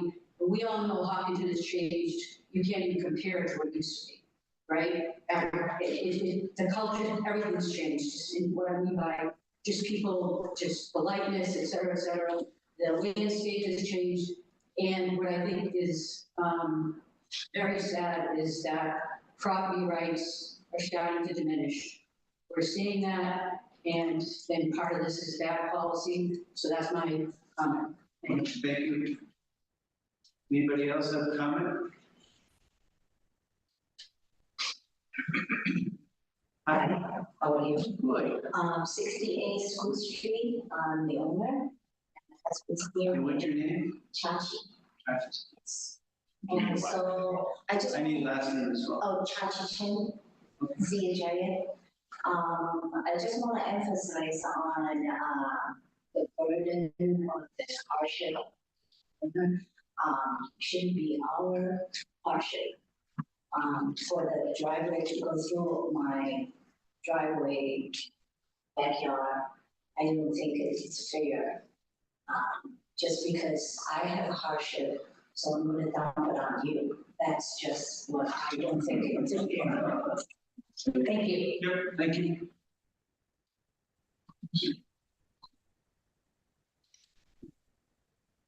Anybody else?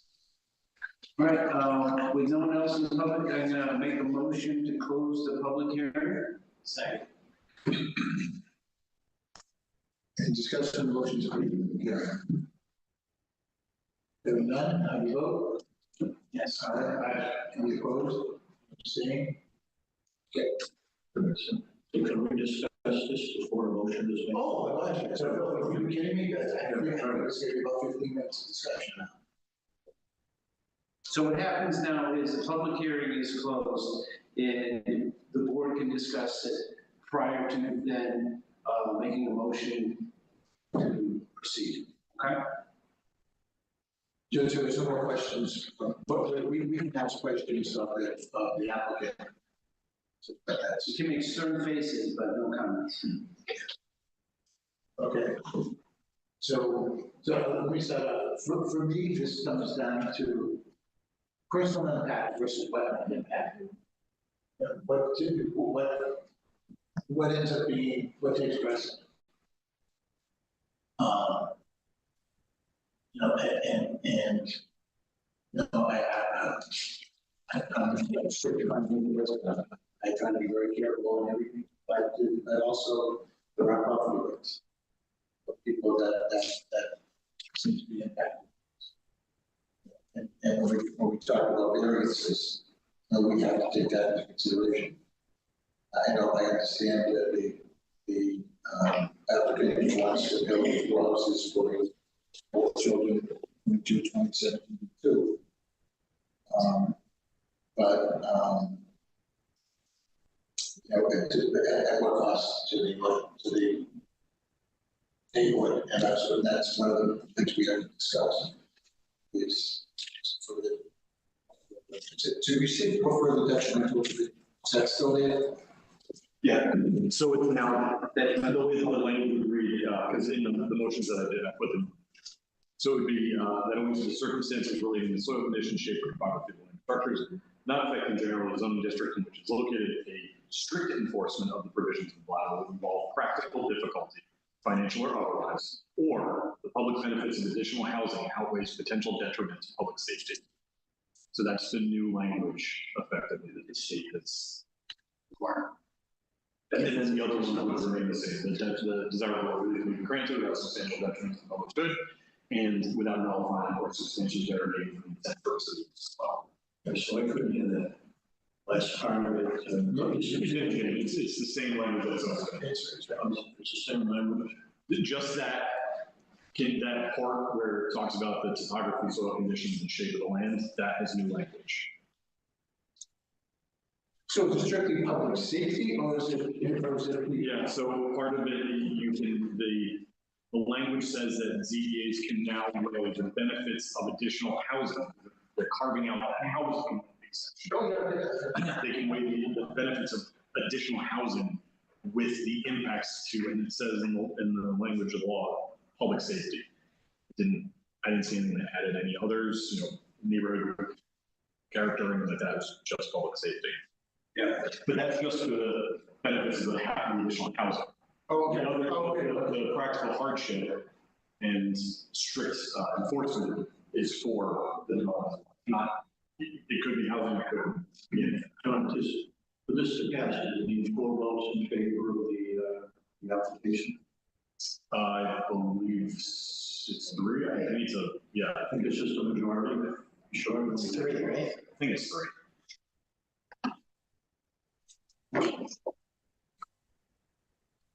So my concern is, there's 2 things, and I said this before. Everybody who bought that property knew there was an easement allowing it. Someday that might come true. When I looked at the deed just now, it doesn't say a 16-foot wide or 20-foot wide easement is going to be built, it just says an egress.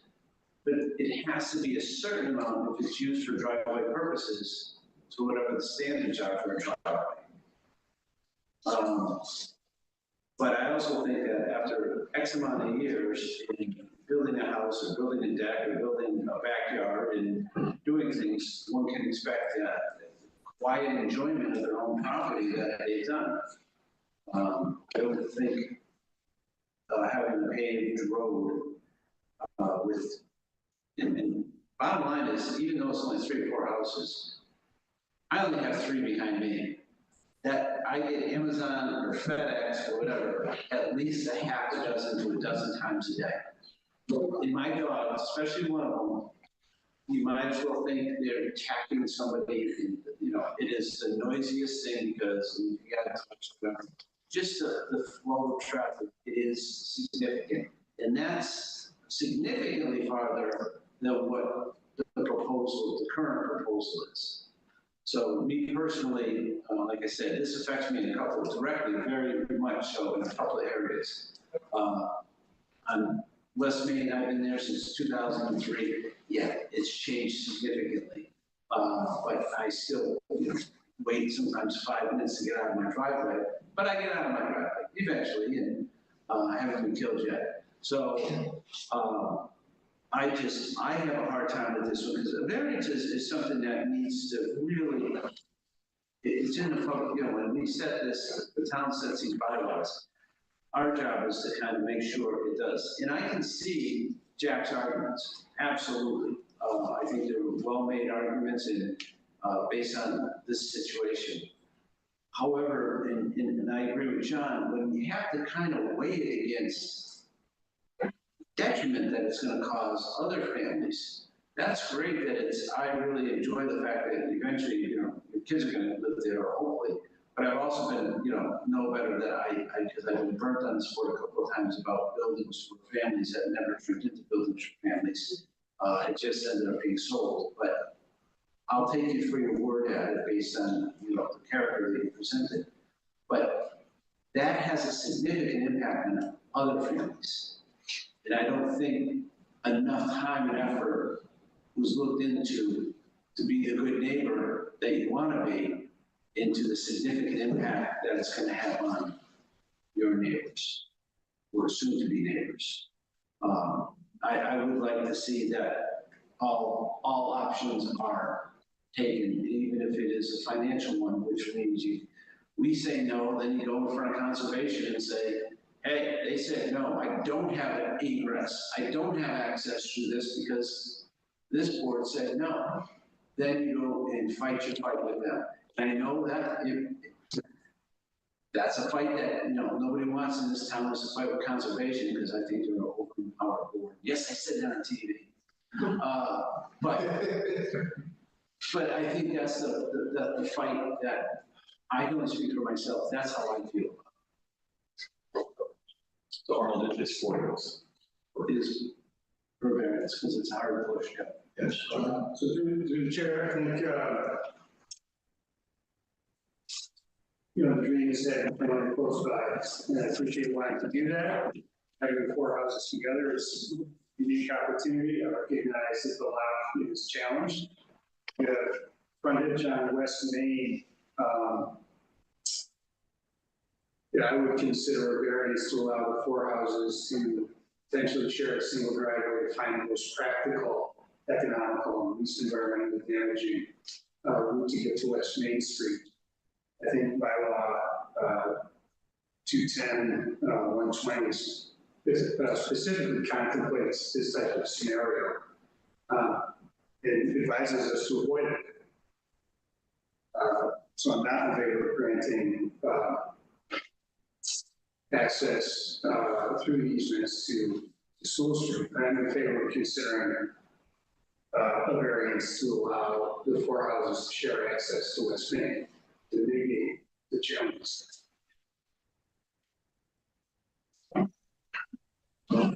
So the way the votes are, it's not going to pass, so I'm just going to express my view. I think that this is the type of property and proposal that fits in with the way you give somebody a variance is soil conditions, you know, we're just granted a variance where really, you know, there was no basis for it really, technically, but in any event, there's all these wetlands, and that's a topographical soil conditions.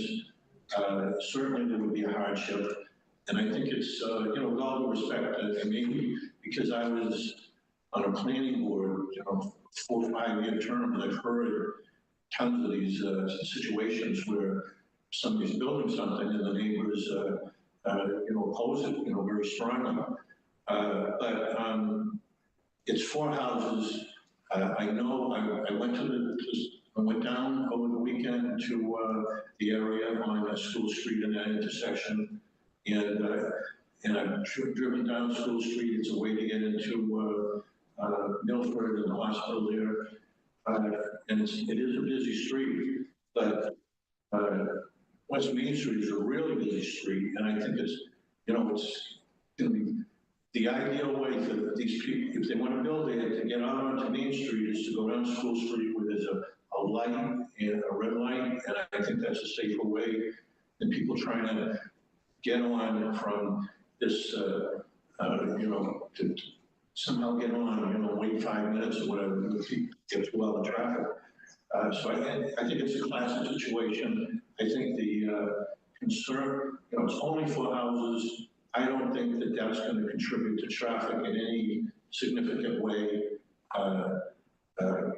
And it'll be a tiny percentage of the amount of traffic that already is on School Street. And, you know, we really, it's, you know, we got to decide these things objectively and not according to, you know, sympathy or whatever.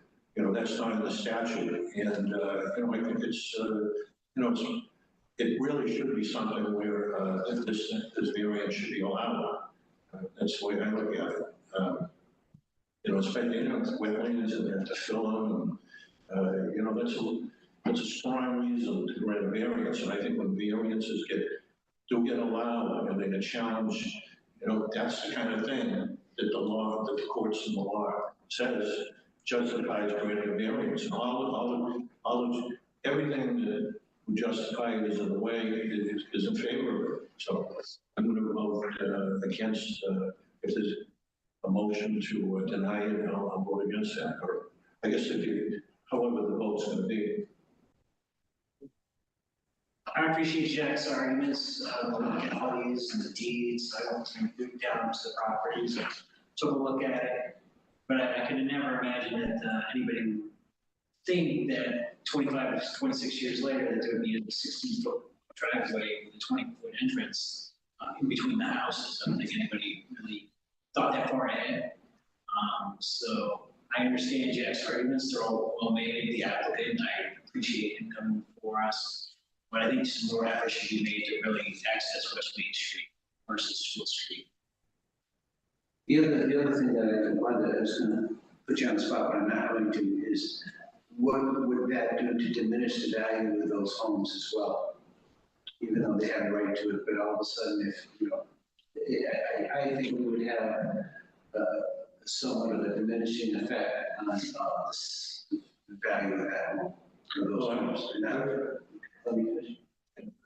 So I think that's an important aspect that, again, I agree really with what you said. It's hard to look down the road and imagine something, especially if you're looking at an easement on a deed and you want to buy and build a home and start a family like those 4 families did on School Street. Then and be there all those times, and then all of a sudden, I think it would be a significant change to that property. Yeah, I don't think that's a legal factor. I mean, every time somebody builds builds something, you know, people next door will say it's my value. I don't think the courts value it as a reason, and we don't have any evidence. We don't have any evidence here about how it would affect value. And you know, I'm just saying, yeah, I know. I'm just giving you my opinion. So I don't. I mean, I'm you know, I'm a minority, so I'm. No, something, but and you know, it's been pointed out, you know, many times, but there's an easement there for access and egress to the property, and you know, we're kind of taking that away, the benefit of that easement, and you know.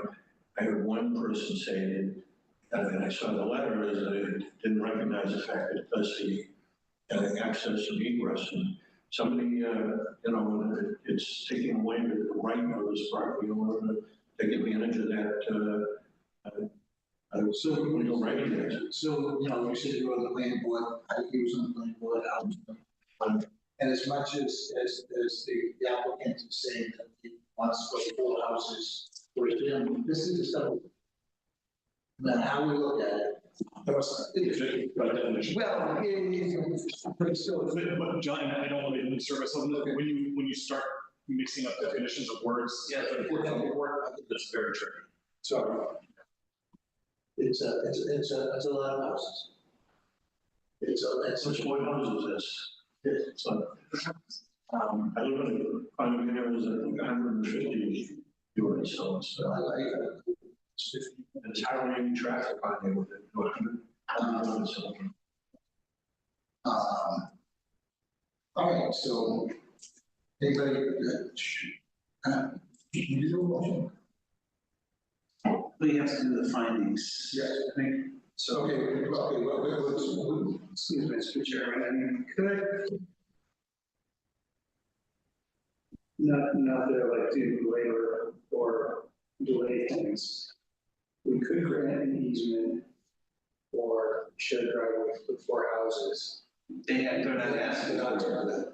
Okay. Whole concept, I guess, we're trying to get this kind of churches at this point.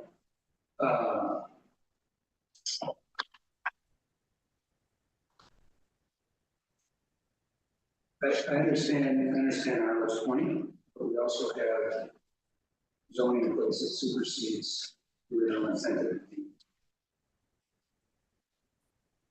And if I think about the consequences of mitigation, to me, it just seems easier to have access on the West Main Street. Find some configuration of the house you share and not see that. That's all I think. it's not going to change. Yeah, we go. Yeah, thanks. Don't leave home without your glucose tablets.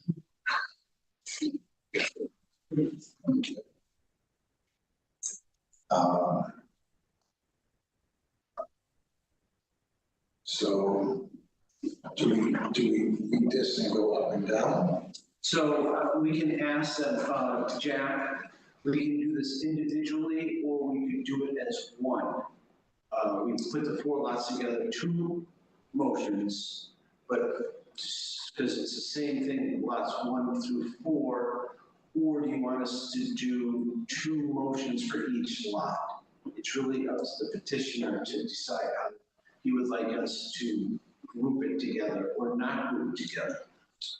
4 separate applications, right? Yes, so the way that this was noticed is that each variance application for each lot was its own application. So there's technically 8 variance applications. So do you want them to read through the motions 4 times for variance 1, 4 times for variance 2, or do you want them to read the motions combining all the lots, effectively making the motion for 4 different applications at once? Thinking about it. So we can do. So we would still get it. Yeah. So this is motion. So I'm going to do by this and then it's up and down. It's separate.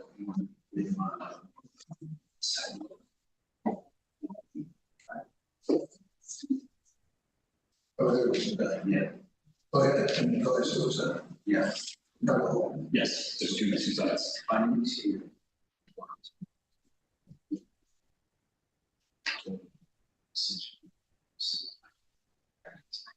Okay, so we're gonna let's do the facts and, we'll do facts and findings. Yes. First, okay. The last one. Okay, and then, all right, so I will propose a motion that I need to actually pass it and I need a second. Yep. Okay, so this is the variance 1. Access not obtained through lot frontage facts. The existing land was subdivided into 4 separate lots, all of which have the required frontage along West Main Street. Fact 2, the property is located within the agricultural A zoning district. Fact 3, each of the 4 lots has wetland resources area along or adjacent to the frontage on West Main. Findings. I move that the Board of Appeals find the following as it relates to the proposed development at 0 West Main Street, lots 1, 2, 3, and 4. The request for variance is to allow each of these 4 lots to be accessed by a school street along which none of the lots have legal frontage. 2, that owing to the circumstances related to the soil conditions, shape, or topography of the land or structures, but not affecting generally the zoning district which it is located, the strict enforcement of provisions of the bylaw would involve practical difficulty, financial or otherwise, but the public benefits of additional housing outweighs the potential detriment to public safety. 3. So, John, you actually have to list what circumstances. So you could say that the wetlands are the soil conditions that create that practical difficulty. So so for variances, the board actually has to name the items that are. Okay, wetlands and soil conditions. Thank you. 3, that the desirable relief may be granted without substantial detriment to the public good, and that desirable relief may be granted without nullifying or substantially derogating from the intent or purpose of the ordinance or bylaw. So I move that we accept the findings as John has read them. Because we have to accept the findings, which is not the same as the vote on the decision.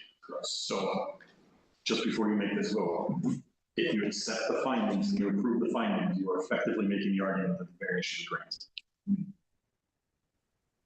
Because you are saying that owing to the circumstances of wetlands, a variance is necessary. Or that is the practical difficulty. So if you approve the findings and then vote no, it's going to be tough for the argument to be made if should this come up.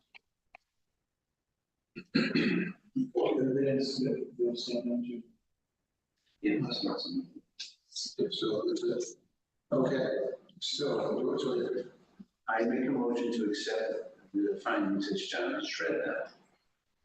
Have a second. You just said that if you do that, that's no. No, if you vote to approve, you have to have a second on the vote. You can take the Second. Okay.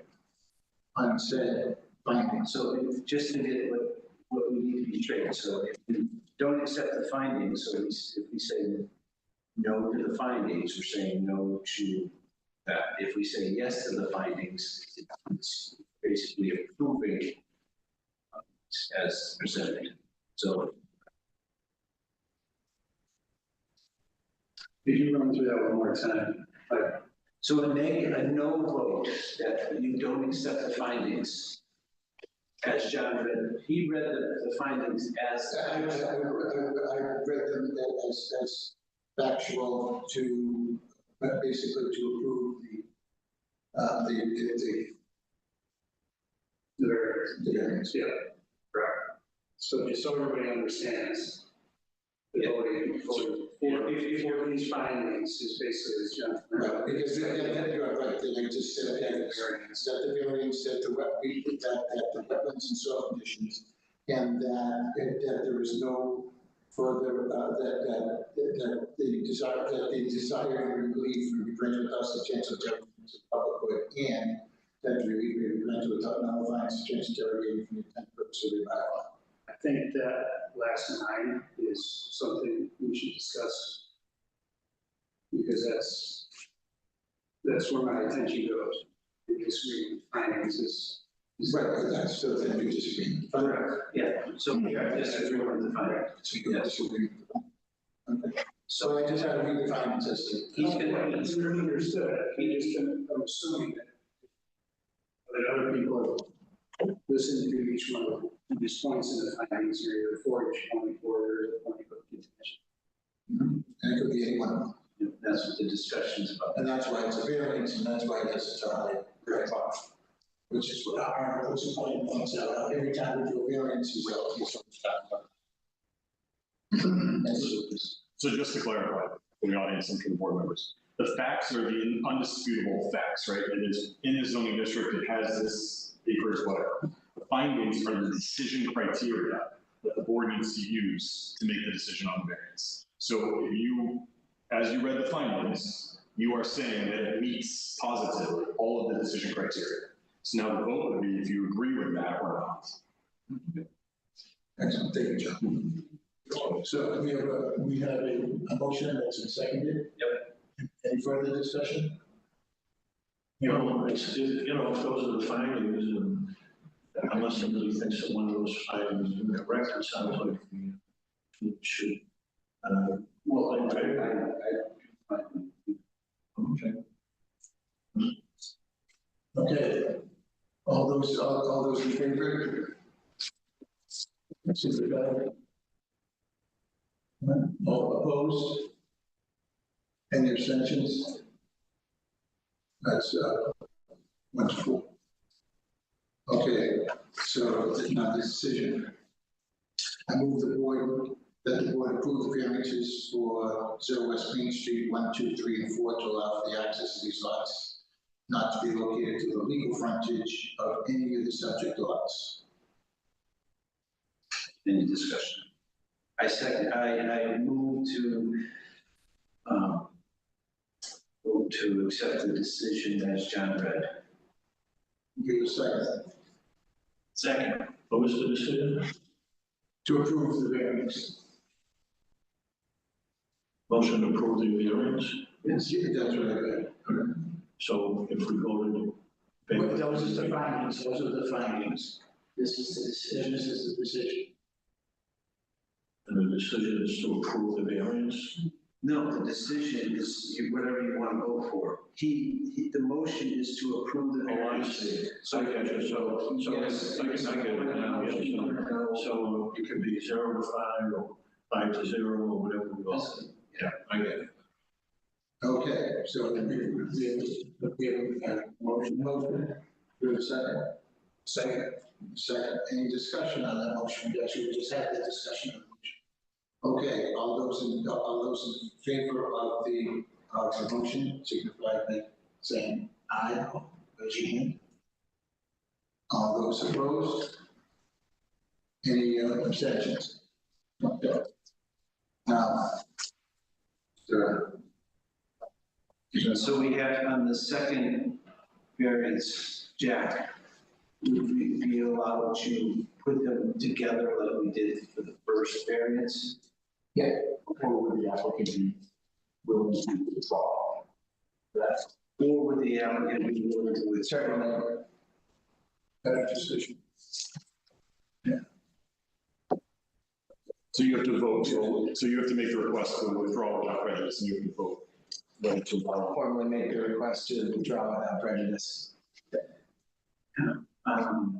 So I make a motion to allow them, the applicant to withdraw the second variance request. Okay. For all lots 1 through 4. Okay. Motion in a second. Any discussion on the motion to withdraw without prejudice? All those in favor? Aye. Any opposed? Any abstentions? Any others? Thank you. Thank you. Thank you, everybody, for coming. Did we miss anything? Just minutes. Thank you for coming, appreciate you. Thank you very much.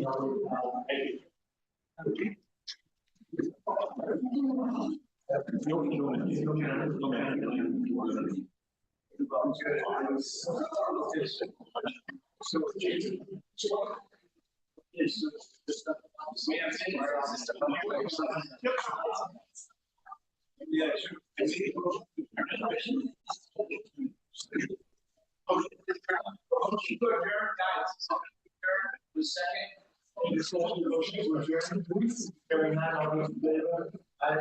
Any opposed? Abstentions? Thank you again.